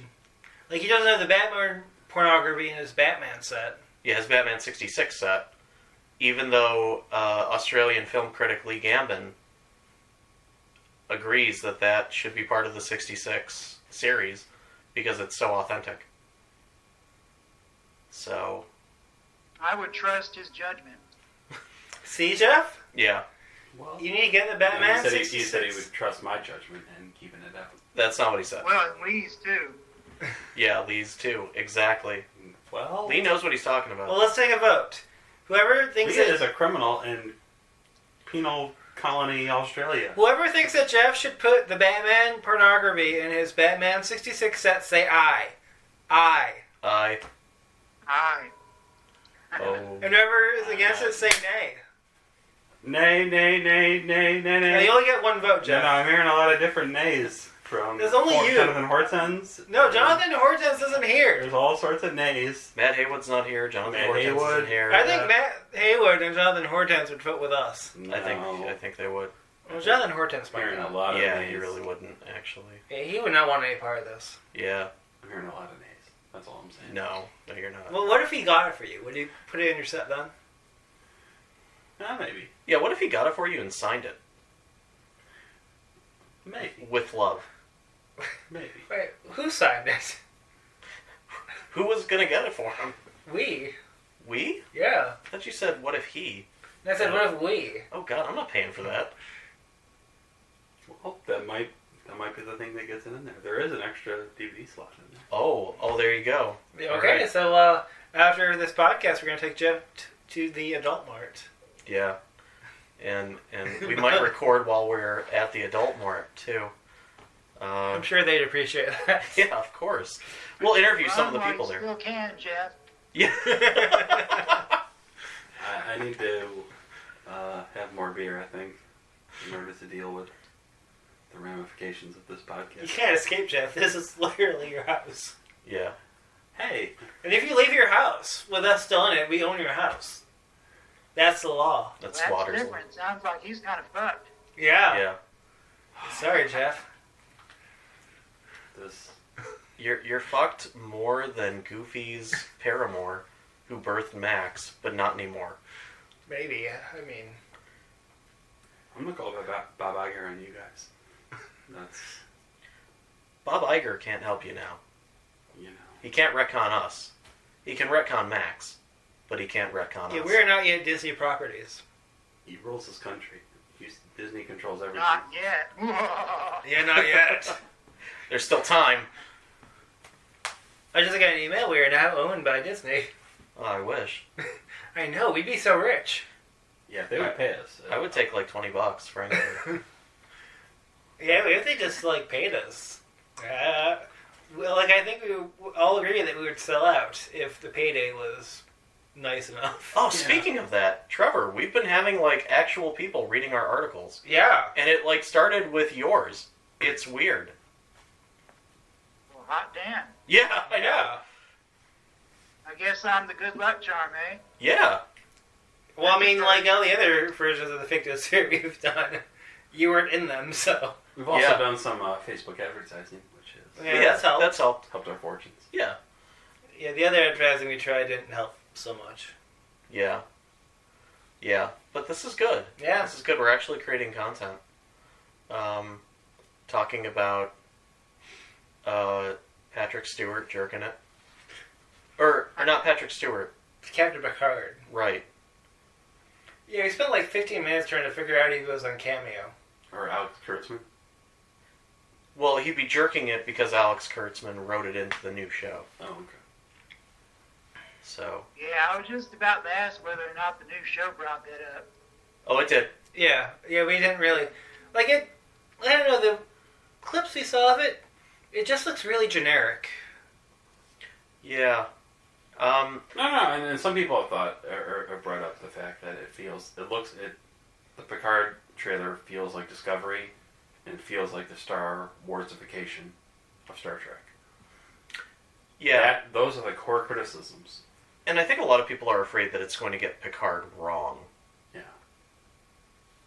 If it tries to Star Warsify Picard, it's going to get him wrong. If it tries to do that. Yeah. Of course, if it has Picard jerking it, then, that's right in character, Let's see. according to Mike, so, And the Star Trek expert here. yeah. Well, He's such an I'll say expert this that he... for it. It at the very least kind of looks like it's shot well. Oh yeah, it's shot really well. The cinematography is fine. But is it almost like... Is it too much Discovery, though? Is it too, sort of, is it...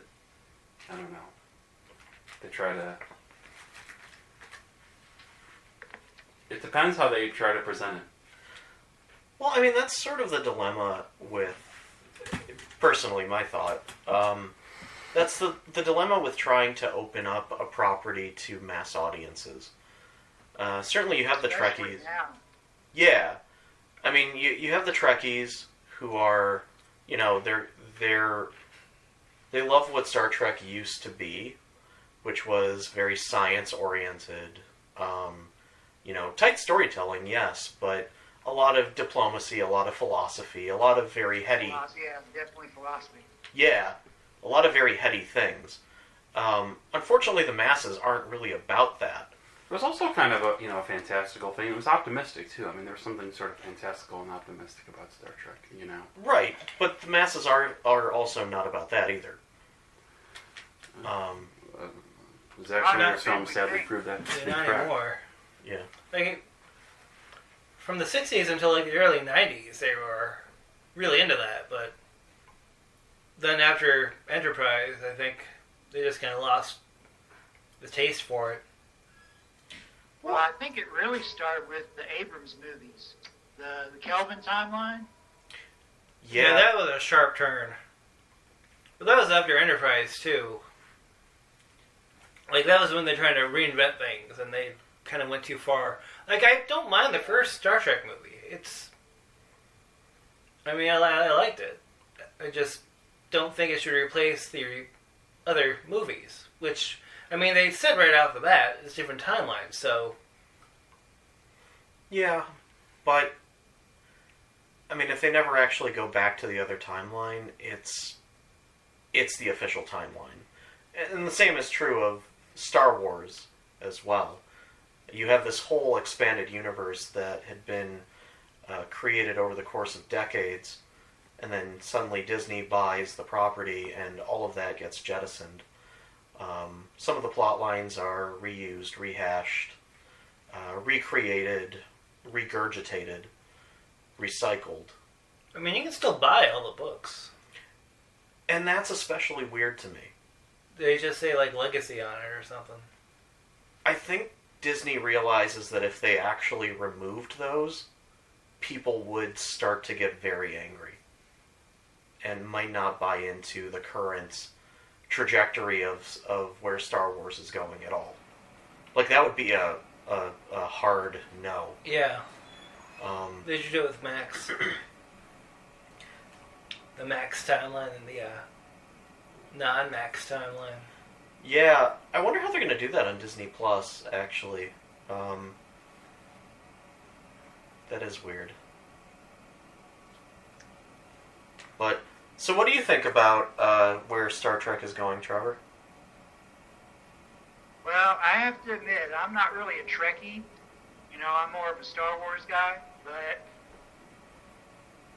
I'd say it's probably going down the same path that most everything is going now. So, you know what that entails. Yeah, sadly. How do you feel about... I'm a fan of the movies, but I've always said that the Star Trek movies, the older ones, but I've always felt that without watching all the shows, there's some history there that's kind of missing, so it feels incomplete, Oh, yeah. Yeah. Like Wrath of That's how Khan. I've always felt about it. Yeah. The one poor thing I take away from Star Trek overall is that it is almost an anachronism. There's this sort of like apocalyptic sort of doom and gloom culture that has overtaken America. You know what I mean? And Star Trek is one of the few things that in television fiction that has resisted that. Well, Star Trek in its timeline, it has like an era like this in its history. So it's like Star Trek's basically telling. Most fans wouldn't say that era hasn't existed until Star Trek Discovery. A lot of people really do mark Star Trek Discovery as a change in Star Trek, how it's being presented to the world. You know what I mean? And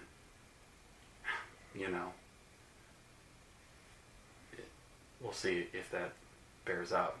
But Well, traditionally, Star Trek has always been about a more optimistic future. So. Mm-hmm. Yeah, exactly. That's what I was going to say, is that it should always be that optimistic view of things. At least to me. Yeah, it's definitely something that set it apart from everything else. And I dare say that it may not have caught on as it did without that. That's when you talk about remakes and rewrites and rehashes, one of the first things people always notice is, are the core elements intact? Yeah. And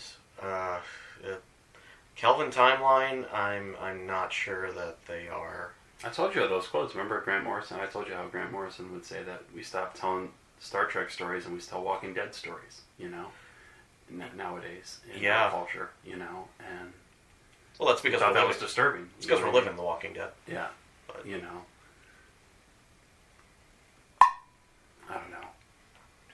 I will not support this Picard series if it tries to continue in the Discovery path. Well, we told you it was going to be about.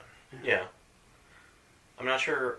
I haven't seen Discovery, so I'm not sure if they have any. We've seen enough of Discovery. I've seen an episode of Discovery. Oh wow, The first episode. Yeah. Well, you can't judge a show based on one episode. Were they? Did they have anyone whacking it in that episode? They did not. So you didn't see the whole episode. Yeah, you only saw one episode. You have to watch at least like 3 or 4 to make sure that like the entire show matches the tone of that one episode.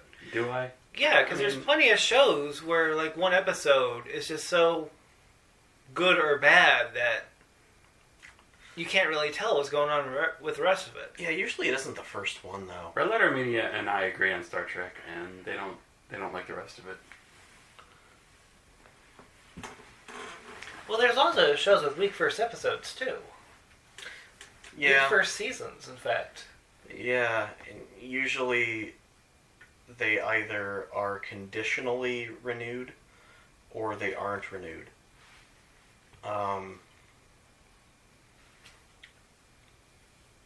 mean, it almost seems like the only reason why Discovery is surviving right now is because you have hardcore Star Trek fans that hate it, but they are constantly living in hope of it going somewhere that is more familiar. Yeah. And how long can you live in hope of something like that before you just say, I'm done? Is there anything that Alex Kurtzman can do to drive Trekkies away? Like, all the complaining is all well and good. All the complaining that Red Letter Media does, fine. But they're still watching the show. Yeah. And they're still watching every episode. So, as long as that continues to be a thing, they're basically telling All Access, I want more of this. I always told you, the moment you buy a ticket for a movie, you're telling them that you loved it. Yeah.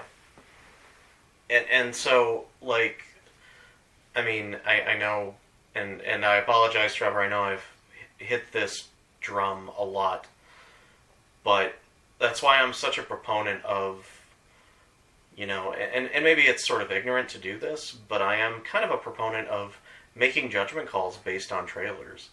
You almost have to these days. Like, tickets are so prohibitively expensive, and movies are Yeah, they're ridiculous. Like, around here it's like $15 for a ticket, and... Now you go on Monday in the morning. Well, I mean, I can't. You just quit your job and go see movies all day. Okay. Well, if I quit my job, then I can't see any movies. That's the point, because I won't be able to afford. You can do Lyft or Uber. You can join the gig economy, Randy. Nah, I'm good. Do some gigs. Mm-hmm. Or you can become a substitute teacher, which is just another part of the gig economy, pretty much. I'm good. I'm good where I am. You sell plasma. That sounds like a dream. Just sit there for like an hour and read a book. As they drain plasma from my blood. Yes. Okay. Gnarly. $80 a week. 80? Whoa, wait, $80 a week? Yeah. Just sit there, we're like... Fuck me, where do I sign? It's got a plasma place and make sure that you are physically fit enough. Oh, that's a problem. I've seen people in really bad shape there, Randy. I think you'd be fine. Hot dog. So it looks like I'm quitting my job and seeing movies all day. I wanted to say something about the point you made. What? Oh, I wanted to say something about the point you made. Oh, yeah. I think you're right, because it is pretty easy to tell what you're getting into with the trailer nowadays. But speaking from my experience, whenever I take the plunge, so to speak, there is something that often rewards that plunge. I'll just say that. Yeah, and you know what? There very well might be. The problem, though, is the spending the money on it. Yeah. Yeah. And the other thing for me, too, is just movies they have a temporal cost now as well. Yeah. Like, they're not an hour and a half to 2 hours anymore. Now we're talking 2.5, 3 hours. Endgame is like, what, 4 hours? It was only like 3 hours. Oh, only like 3. Okay, Yeah. well, you know. Spider-Man was only like an hour and 45 minutes. That's not too bad. No, like most movies, they try to stick around the 2-hour mark. Like, for the big ones, they don't care, but... Yeah. Well, and the big ones are the ones that really garner. Yeah. Like, there are still good movies being made. Yeah. It's Oh, just... sure. Yeah, it's just finding them, and, you know... It's a risky venture. That's true. Well, the Fictiosphere starts turning a profit, and we can go see movies on the Fictiosphere stand, right off on the taxes. Speaking of which, you said that we made 8 cents last month. We did. So, I'm waiting for my cut. Woohoo! We all get 2 cents. Well, after we have to have it back to the Fictiosphere, so we all get 1 penny. Nice. Awesome. I don't get to put in my 2 cents. I only have 1 penny on me. Well, here you go. Jeff, do you have 4 cents? Negative. Well, I'll give you your penny later then. Okay. We'll mail you your cut, Trevor. There we go. Your 1 penny. I will send my information. Nice. It's in the mail. I can't wait.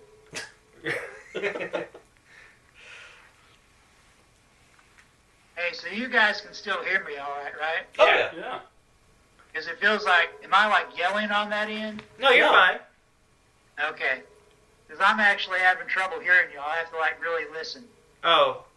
Well, we're, like, we have you right next to the recorder, so we're all a little bit further away than you probably are to the phone. So, Randy and I will move a little bit closer, and we'll move it all a little bit closer to us, and Jeff can just go hang. He's definitely going to stay over there. Can you hear us better now? Oh yeah. That's Okay. better. Alright. Jeff. Thanks. Yeah. What? Yeah, Jeff doesn't care. Jeff is just all the way over there by himself. I'm a loner. You're a jerk is what you were. No, it's funny. I could actually hear him pretty good, but for some reason y'all, like distant or something. Well, it was closer, like the phone and stuff was closer to him, but we moved it away from him.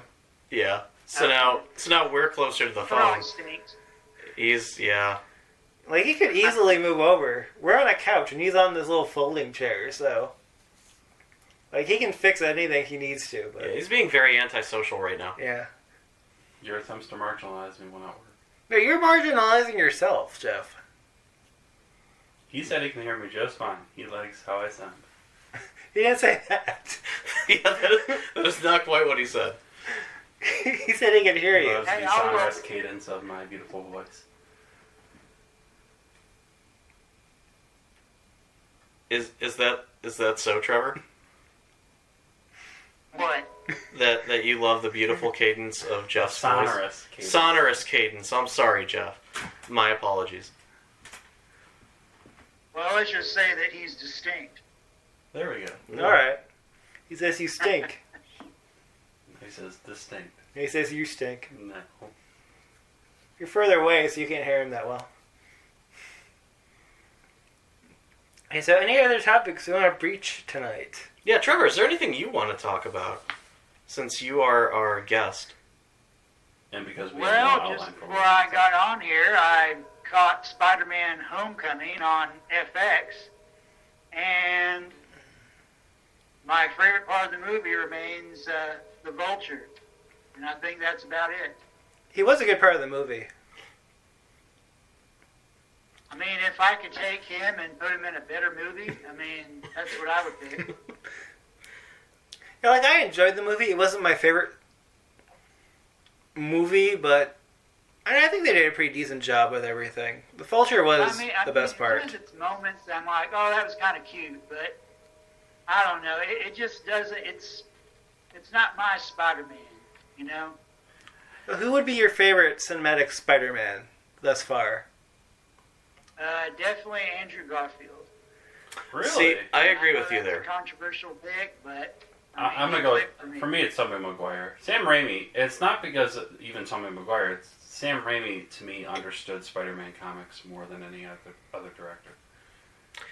See, I'm going to disagree with you there, Jeff. I actually agree with Trevor. I like the Andrew Garfield Spider-Man movies because the character of Spider-Man was more accurate to me.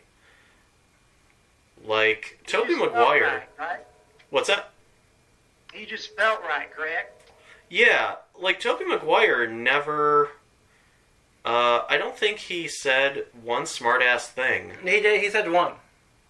He said did, one. but it just... I don't know. It didn't land all the time. Yeah, Tobey Maguire was much better in the video games than he was on film. Yes. Yeah. Like, it was... That was just the voice, too. So. Yeah. Yeah.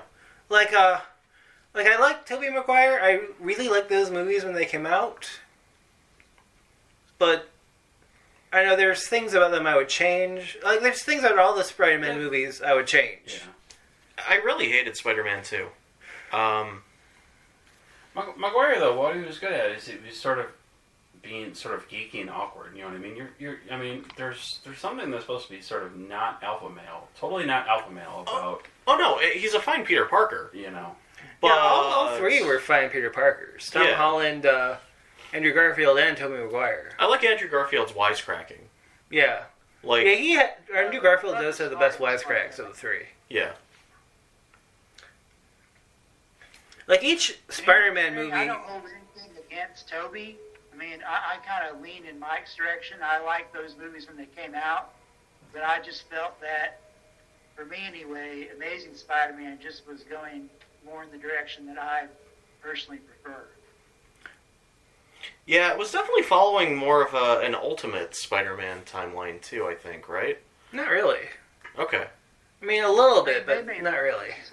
That's the thing too. I mean, I come from a perspective of I've read a lot of fucking Spider-Man comics, and I mean, I'm very much a Spider-Man purist. I know what is Spider-Man and what isn't, you know, and so Sam Raimi just, to me, he got what the comics were about. You know? Is flying Aunt May in Spider-Man 2?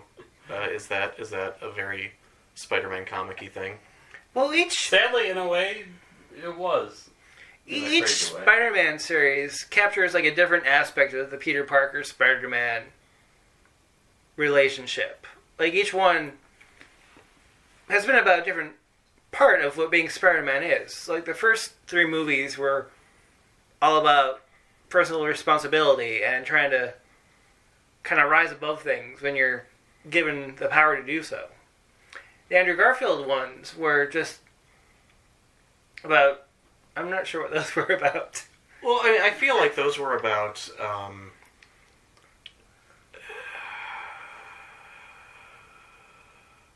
Yeah, I'm drawing a blank. I'll tell you this, like, for me too, it kind of goes even almost to our Star Trek discussion.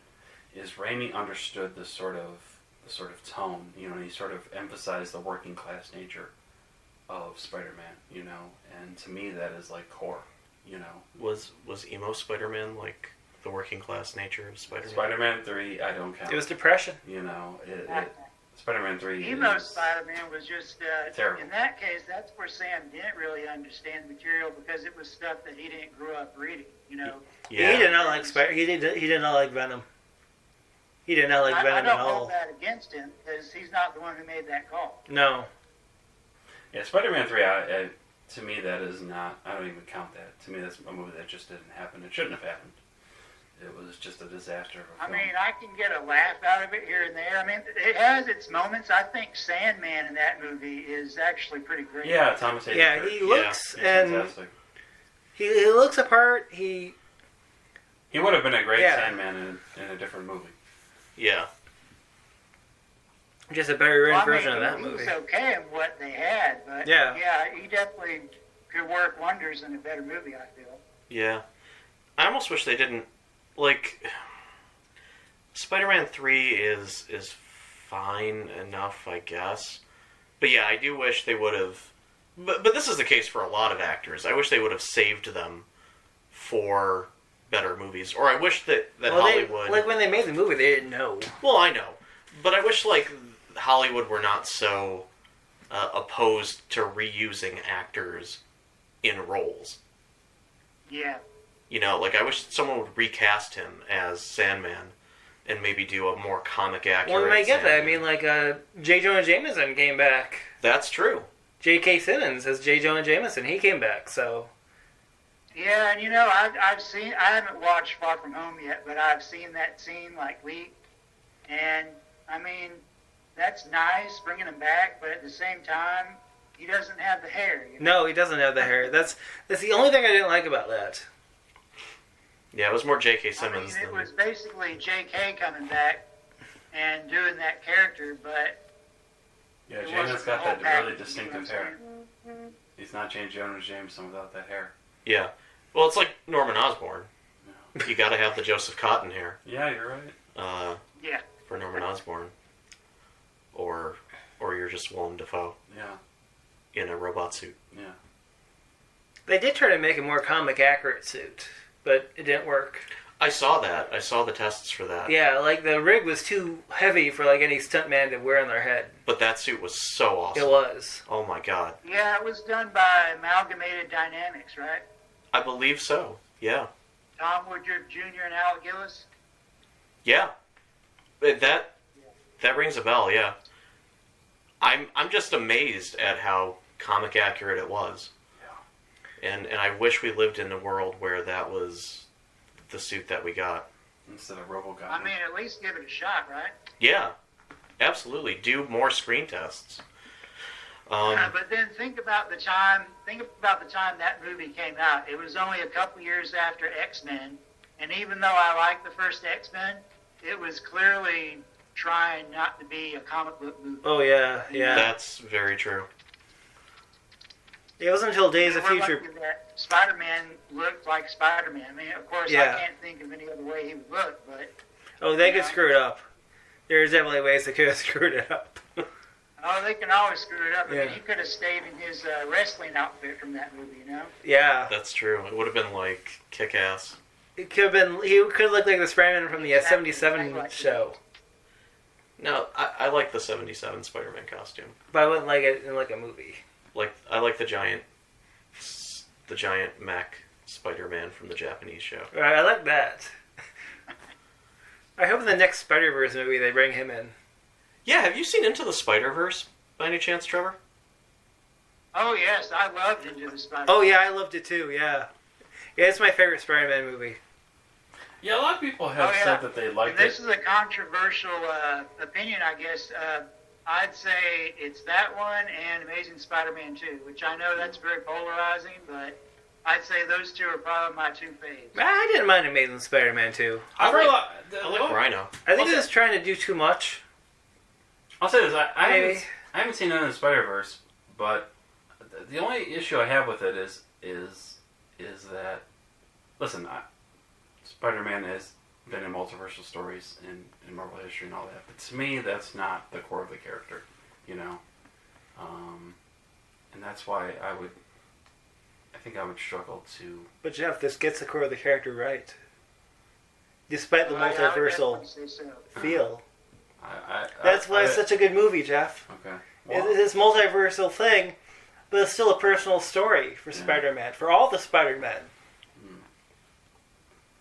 but is it street level? I mean, a street level kind of personal story. See, that's what I'm saying. Is Spider-Man is a working class kind of character. He's somebody that is not caught up in the Justice League or Avengers. Except when he kind of is. I cosmic haven't kind even of seen the stuff. movie, and it strikes me as like street level. I mean, Kingpin's the main guy in it. But that's what I'm saying. It gets a bit that's weird, how I'd, but I'd come at It gets a bit weird, but it gets weird to the point where global things are possible, but mostly the action is street level. Okay. Like most of the action does just happen. Like there's a big fight scene in Aunt May's house. What's that, Trevor? Was Jeff asking about the street level stuff? Yeah. Well, how do you feel about Miles Morales, Jeff? Oh, Ultimate Spider-Man? I've never really read them, to be honest with you. I mean, I'm very much kind of like, when it comes to reading comics, I kind of read like sort of main comic continuity. I don't read a lot of Miles Morales is in the main offshoots. continuity now. Well, of course, yeah, but I don't read a lot of Marvel in general. So, I mean, you know. And I can probably answer part of this question too. From what I understand, and correct me if I'm wrong, Jeff, you're more of a 60s, 70s, 80s, even 90s Spider-Man guy. Yeah, absolutely. And that's sort of where you cut it off. Yeah. He's super into Clone Saga. Yeah. Well, I mean, like, prior to... Yeah, I love the Clone Saga. Even the Clone Saga. Yeah, no, I still like the Clone Saga. They kind of redeemed it at the end with the Osborn journal, and they bring in Norman Osborn in it. Like, it was really weird, but yeah, it was kind of fun. Yeah. I like Jackal as a character. I like Miles Oh, Warren. yeah. I mean, he was bonkers. Jackal's a great character. Yeah. Very cool. And to be honest, I think the Amazing Spider-Man movies were kind of leading into that with the clone stuff. I think they probably were. I mean, that's the frustrating thing, is that there was kind of some info out there about what they were going to do next, but it was so, I mean, most of the articles reporting on it belittled it, so I didn't really get much out of it. Yeah. Yeah, Sony had a lot of plans, but then things just kind of didn't go as well as they hoped. Well, I mean, and some of those plans probably weren't any good. I mean, I can't imagine what an Aunt May movie would be about, but, you know...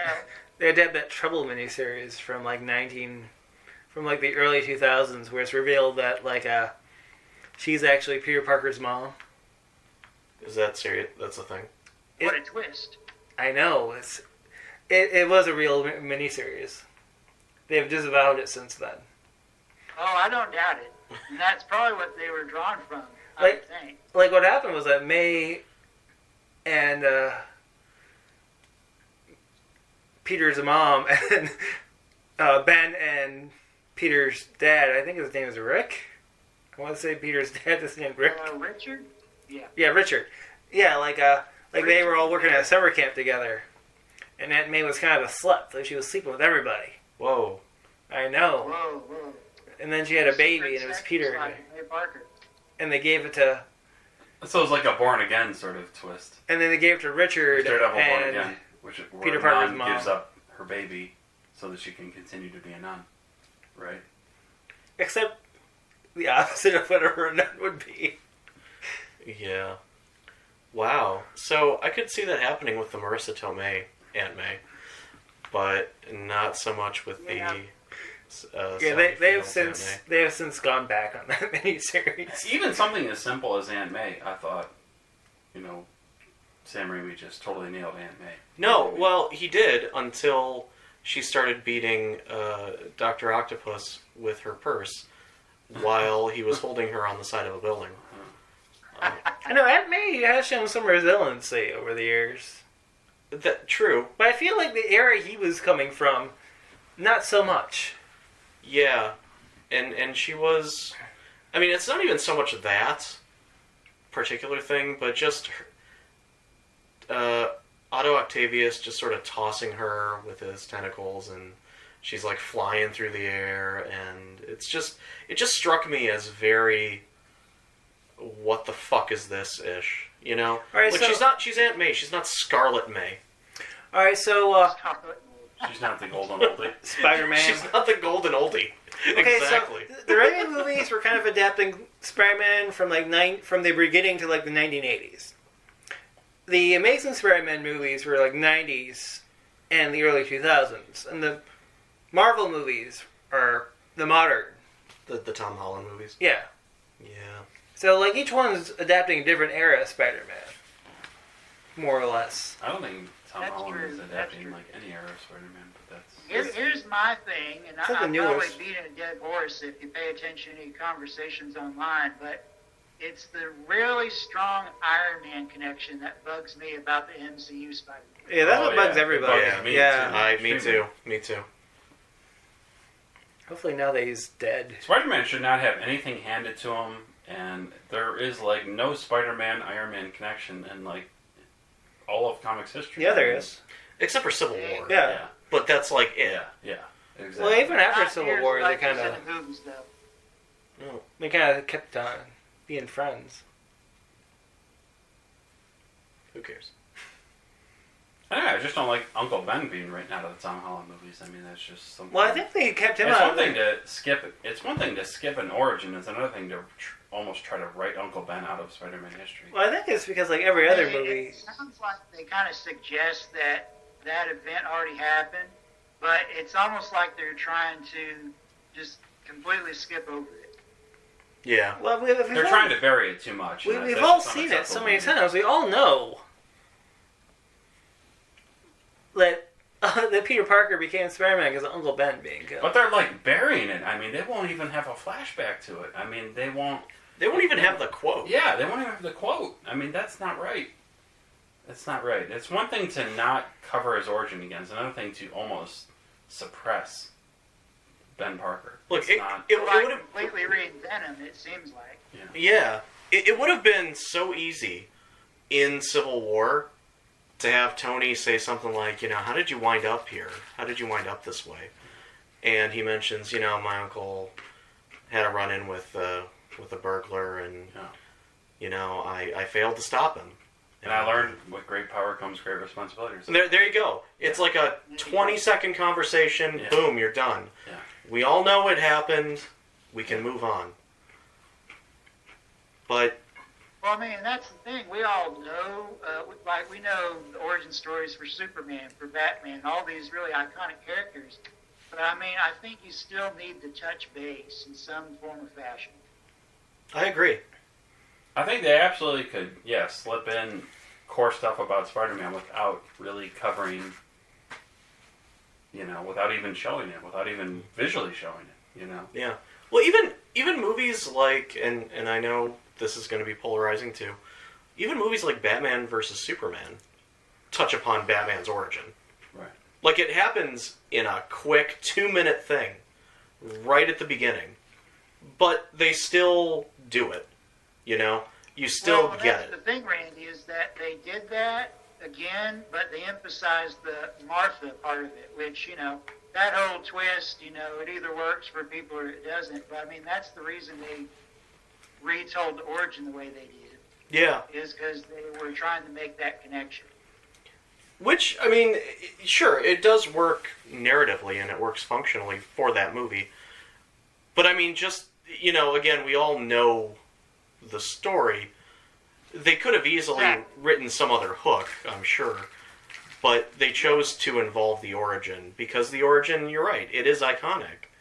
And you have to touch base. You can't skip it. Not completely. Well, in Batman vs Superman, it was a way for Superman to become humanized in Batman's eyes. Well, right, and that's basically what Trevor said. Yeah. The whole Martha connection. But they still, Well, it was it's all about the execution, really. I mean, for some people, the way Zack Snyder, executes his points, it doesn't always work for people. Well, yeah, the problem with Zack Snyder, Zack Snyder did 300, he did it perfectly. 300 is like an amazing movie, and it's absolutely true to its source, and Zack Snyder deserves all the credit for that movie, and then, I don't know, well, he tries to like shove Frank Miller Batman down your throat, and I love Frank Miller Batman, but he tries to take. Well, he tries to tell the whole world that is what Batman and Superman are like, and Frank Miller deliberately wasn't trying to tell them that way. Yeah. He was trying to tell them in a different, in this sort of apocalyptic kind of way, and I don't know. It's. I prefer Spider-Man and Batman, Superman and Batman to be friends. And Spider-Man and Batman, if you get right down to it. Pre-Crisis and Infinite Earths, Batman and Superman were friends. I mean, it really was something that was... They were was pals. created post-Crisis, and it was... I thought something that Frank Miller, specifically himself, he didn't actually darken Superman as much as people think. He actually had a very light Superman in Dark Knight Returns, but... it was very clever how he sort of cast Batman and Superman as enemies in it, but without changing Superman as much as people think. Mm-hmm. You know what I mean? He didn't really You know, he didn't really darken Superman. And anyway, the kind of nuance it seemed lost for me with Zack Snyder. He didn't seem to understand the nuances. He doesn't really understand nuances. Yeah. What you were going to say, Trevor? Oh, well, about redoing the origin, you could say maybe this is a obvious reason when it comes to Snyder. He probably redid the origin so that he could do it in his slow-mo style. Not just for the Martha point, but he just wanted to film that moment in his style. It's like J.J. Abrams with his lens flares. Yeah. Yeah, I mean, I'm actually, I'm a fan of what Snyder did, controversially, I guess. But I'm actually kind of glad that y'all seem to have a agreeable stance on it, at least for this conversation. Yeah, I don't mind either movie. I mean, I don't think that either The Man of Steel or Spider-Man v. Batman are as terrible as people say they are. I mean, they did a lot of things wrong. They're just not for everybody. They're very polarizing movies. And that's a problem, especially for Warner Brothers, who wants these to be these big blockbusters that compete with the Marvel stuff. Like I think Zack Snyder. I mean, I will say that I do think Zack Snyder misrepresented Batman and Superman. And I think his films were sort of overly long and sort of dour, and they're just. To me, he took the great ideas of Frank Miller and sort of like perverted them into this sort of laziness. He just sort of like exploited Frank Miller without paying tribute to him. And I mean, that's a fair view. Yeah. I mean, I can understand that. Yeah. I'm getting to a point where I can understand perhaps a bit more now directors and writers and companies taking these characters in different directions. And I only say that because we really did have sort of the perfect Superman in Christopher Reeves. And Dean Cain was alright. I grew up with the Christopher Reeve movies. And Dean Cain was good. Yeah, and Dean Cain, yeah. Dean Cain was iconic as well with Lois and Clark. He was a good post-crisis Superman. Yeah. I think the problem with Man of Steel is that it came after Batman Begins in that trilogy. Yeah. So the whole dark and gritty, down-to-earth thing was something DC was trying to go for. But it doesn't work with an alien who can fly and shoot laser beams from his eyes. Well, what sort of shocked me about Man of Steel is I just wasn't expecting it. Because I remember that Zack Snyder had done an interview before, like maybe a few years before Man of Steel was even completed, and he mentioned that a question that he wanted to answer that he felt a lot of people were asking was, in modern America, what place does Superman, this sort of fighter for truth, justice, and the American way, actually have? Why would modern America need Superman? And so I kind of was expecting something a bit more uplifting and positive. Optimistic, yeah. I'll tell you, like Superman. It's funny how these conversations kind of dovetail, and I don't mean to interrupt, but I'm saying Superman should be exactly like Star Trek. Yeah. Star Trek. Superman should be optimistic. Yeah, forward-looking, optimistic, and you know what I mean? And Superman, most everyone believes that Superman should be that as well. You know what I mean? Yeah. And Zack Snyder seemed to not believe that about Superman, you know? Well, I think if, like, the second movie, like the first movie, it was Superman's first time being Superman. And he didn't know what he was doing yet. Well, I mean, Zack Snyder certainly did take perhaps a more practical approach to what that would be like in a more realistic setting. There would be a lot of collateral damage. There would be a lot of loss of life. in a Zod versus Superman fight. But the problem with that is, okay, even though that's true, who really We don't have to see it. Who really reads Superman for the realism? Yeah. Like, Superman Yeah. was never intended Yeah. for that. I don't watch the Fleischer shorts from from 1942. Looking for. Oh, I love those. Yeah. Yeah. You They're know. fantastic. To me, they're quintessential Superman. To me, you can watch those Fleischer shorts and the other company that did them too.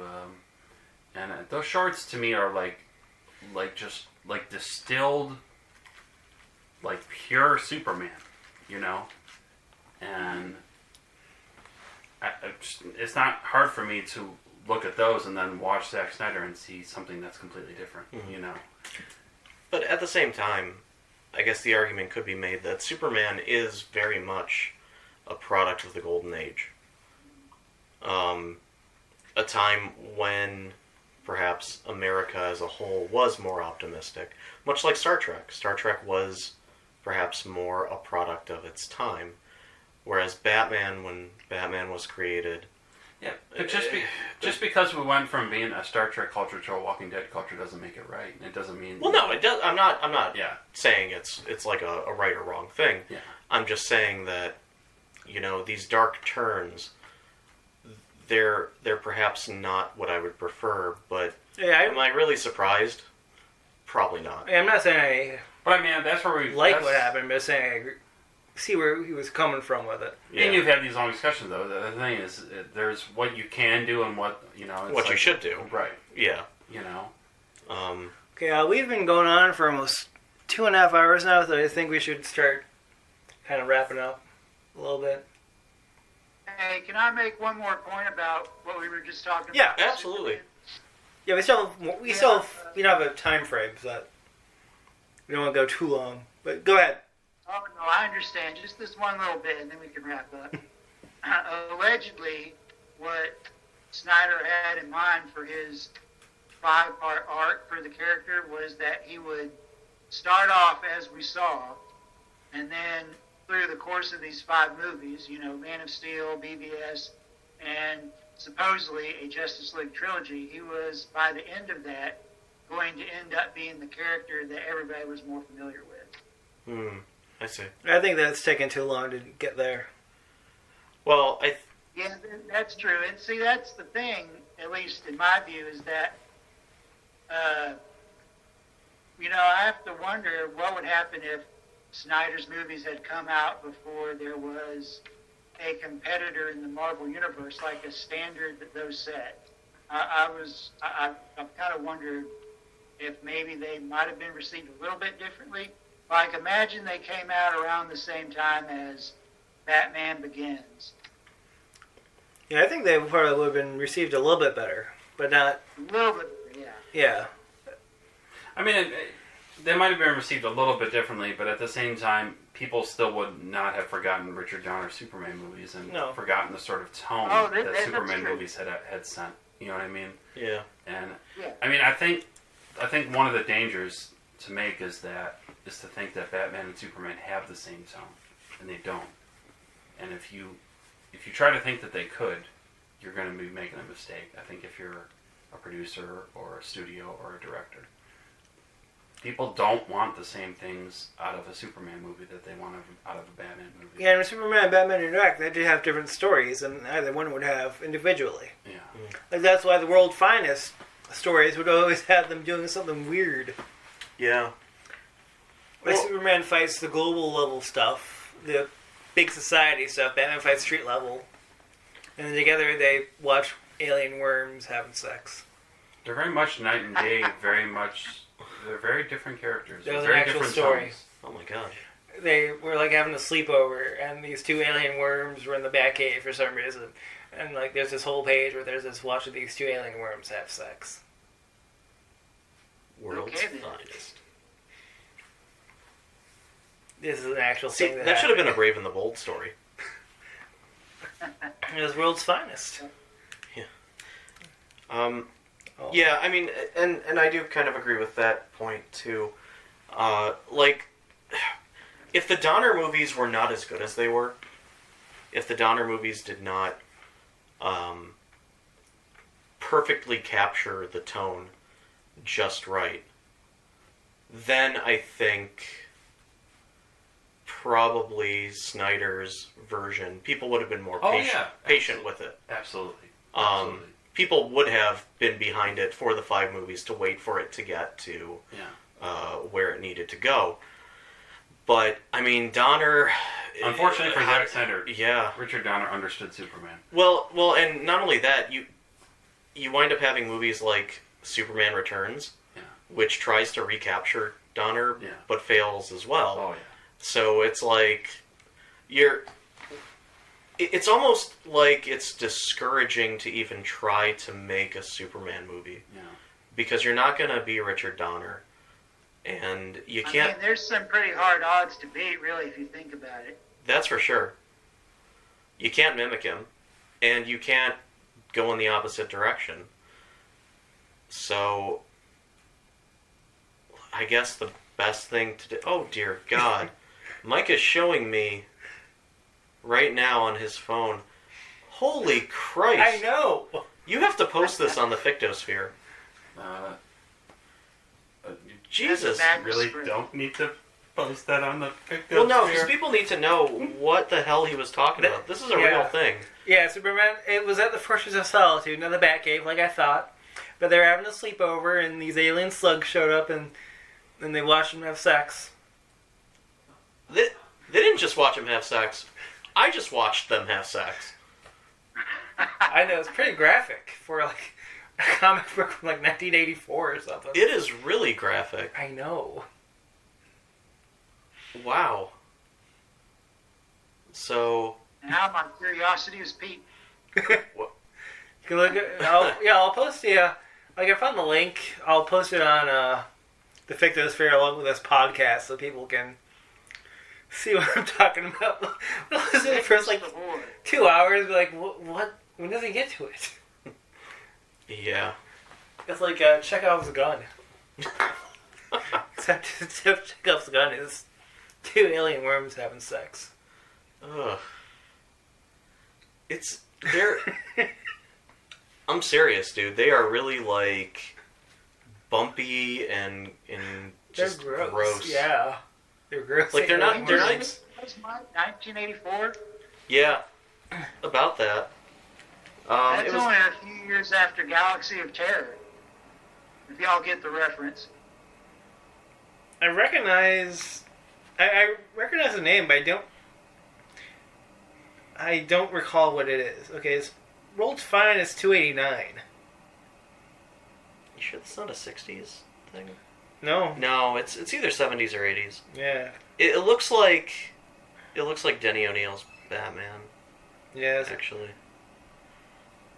It's 289, I said? Yeah. It'd be funny if it was 269.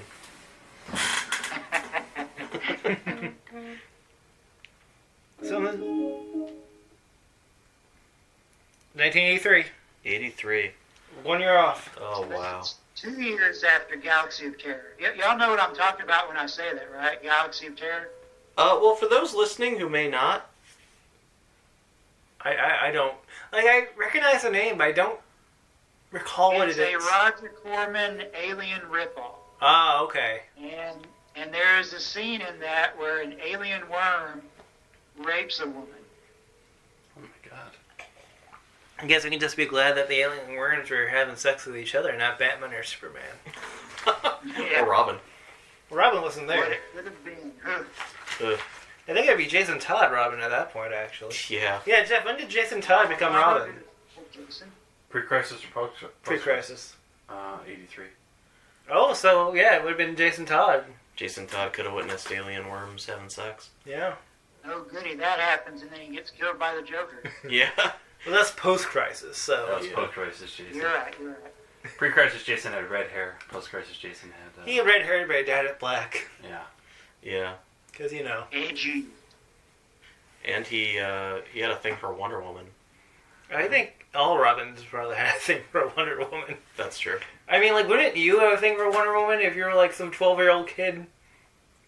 Or if like I'm 36 and I have a thing for Wonder Woman. Think clean shot. Clean Exactly. thoughts, old chum. Oh yeah, that line from what was it from the for the man who knows everything. Yeah, the think clean thoughts, old chum. Yeah, chum. Yeah, Sam or Batman notices Robin Staring at Wonder Woman as she's walking away, and he says, "Think clean thoughts, old chum." Yeah. And then, right after that, it shows a panel of Batman, and he's like smirking. Yeah. He knows. So you know that he's noticing it too. Alan Moore was so genius. That was such a memorable exchange. That was great. Alan What Moore. they should have had, you know that meme of Batman slapping Robin? That's probably what they should have put there.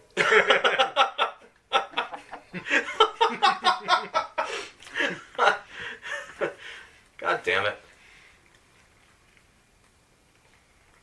Think clean thoughts, old chum. Right, so any other topics anyone would like to breach? I just want to say this again. It's kind of like an overarching thing. It's like, to me, Superman and Star Trek, they face like a clash against all of American culture. You know what I mean? Yeah. They're positive, and American culture is doom and gloom, and dark. You know what I mean? And to me, that is resulting in huge challenges for these particular franchises. Well, and not to get all Catholic-y on people, but, it was John Paul II, right, who said that we are a culture of death. Mm-hmm. And we definitely see it in the 2019 year. Well, I'm going to not try and go down a rabbit hole, but in the case of Star Trek, you have to think about whenever that first came on. I mean, that was in the midst of the Civil Rights Movement, and it was a nice counter to what was going on in real life. Yeah. Yeah. Also the midst of the Cold War. Yeah, things were dour then. But I'm saying, I think, if you're big fans of either Superman or Star Trek, it's like you're gonna know that tone, that positive tone, and you're gonna know when you're not watching that anymore. You're gonna know when someone's trying to get away from that. Oh yeah. Yeah. Oh, absolutely. And it's, you're not gonna like it when people are getting away from that. I would definitely say, in my case, I would float that way for Trek, but I guess for Superman, I've just been a little bit more open to them kind of messing with things.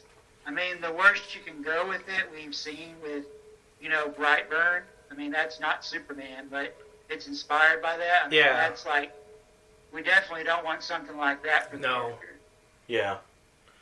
Although I do like the idea of Brightburn, though. Like, as its own thing. Yeah, yeah. Me I'll too. say It's this, too. actually a really brilliant idea. Yeah. It was out of theaters before I could see it. But, like, it's only in theaters for, like, 3 weeks or something. It's oddly, it's connected to Super with Rainn Wilson. I know, I remember you talking about that. Yeah. He's That's supposed to be the Batman in that universe, I believe. That makes sense, because it's almost like it's Earth 3 from the DC Yeah, continuity.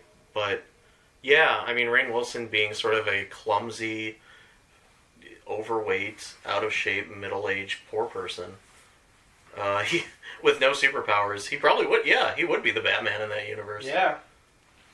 Well, I mean, didn't they make a reference? I heard there was a reference to it. Yeah, he actually shows up in sort of a weird. I don't know if you saw the movie Split or followed the M. Night Shyamalan Unbreakable trilogy at all. Oh, I'm a big fan.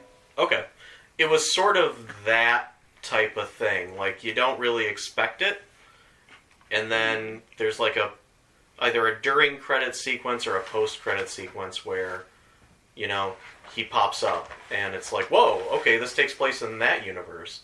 Brightburn, you put my Yeah, I stapler in believe your Michael Rooker, he appeared as like Alex Jones' riff, and he was the one talking about it. Right? Henry Portrait. Yeah. Henry Portrait of a Serial Killer is in. Yes, yeah. Yeah. I love Michael Rooker. You've seen Henry Portrait of a Serial Killer, right?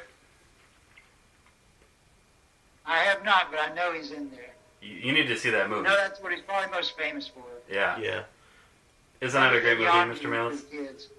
Yeah, that if you have not seen that movie, that is a movie that you should. It should be probably on your top 20 list of things to see.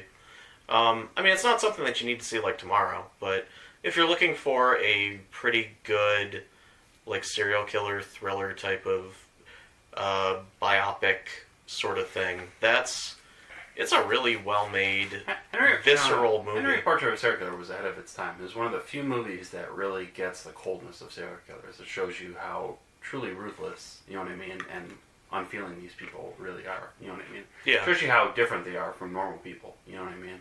It was a show that's like anticipates things like Sopranos. You know what I mean? Mm-hmm. That sort of really gets at the cold, black heart of antisocial personality disorder. Mm-hmm. You know, and true psychopathy. Yeah. You know. It is. Sign me up. Yeah. It is worth. It'll be worth your time, definitely. It is Michael Rooker at his I've heard all these great things about it. I just have never got around to seeing it. Michael Rooker is just spellbinding. He's just amazing. He's stunning in it. It's the best movie he's ever been in. Best movie I'll ever be in. All right. So, anyone else have anything you want to talk about real quick before we get going? Before we sign off for the night? Not Jeff. You had your turn. Trevor, anything you'd like to bring up? You'd like to talk about? Not right now, man. This is fun though. All right. Yeah, it was a good time. Yeah, Randy? No, I think we covered pretty much everything. Yeah. We covered Mario's baby dick. We covered Henry Portrait of a Serial Killer. Henry Portrait of a Serial Killer. Alien worms having sex in front of Batman, Superman. Yeah. Goofy. We covered a Roger Corman movie where a dime store xenomorph fucks a woman. We covered... Talk about Smash Brothers a bit. Yeah. We talked about... Fictosphere. Goofy not fucking anymore. I already said Goofy. Well, I just felt like I had to say it again. Okay. We talked about Jean-Luc Picard jerking it. For those who haven't been listening this whole time, that's what you missed. So rewind this file. Why would you just? Why would you just cut to the end like this? This isn't a radio show. So you've got to. Yeah, I realize no one's listening to this yet because no one's downloaded it because it's not live. But if you have been tuning this out, if you've been at work and in your cubicle you're listening to this and you're like, I'm going to listen to some Fictosphere right now, and you've just been sort of tuning it out. Because it's 3 hours long. The secretary is whining about her divorce, and all you really want to listen to is someone talk about Jean-Luc Picard whacking his willy, choking the bishop, Henry Portrait of a Serial Killer, and Henry Portrait of a Serial Killer, all in one podcast. You should rewind this, give it another listen, and you will not be sorry. We deliver. Yeah, I'm going to write down what we're talking about and listen and tag it. What's that? It's a show not to miss. Exactly. Yeah. Exactly. All right, so that's all sign off. Everyone say your names again. For you go first. I am Jay Holloway. I'm Randall Malus. I'm pointing at you now, Trevor. I am Trevor Thomson. And I am Mike Podgore, and this was the Fictocast or Ficto Chat. Come visit us at www.fictosphere.com, and we will be doing this again at some point. We don't know when. All right. Have a good night. Have a good night. Thank y'all for having me. You're welcome. Thank you, Trevor.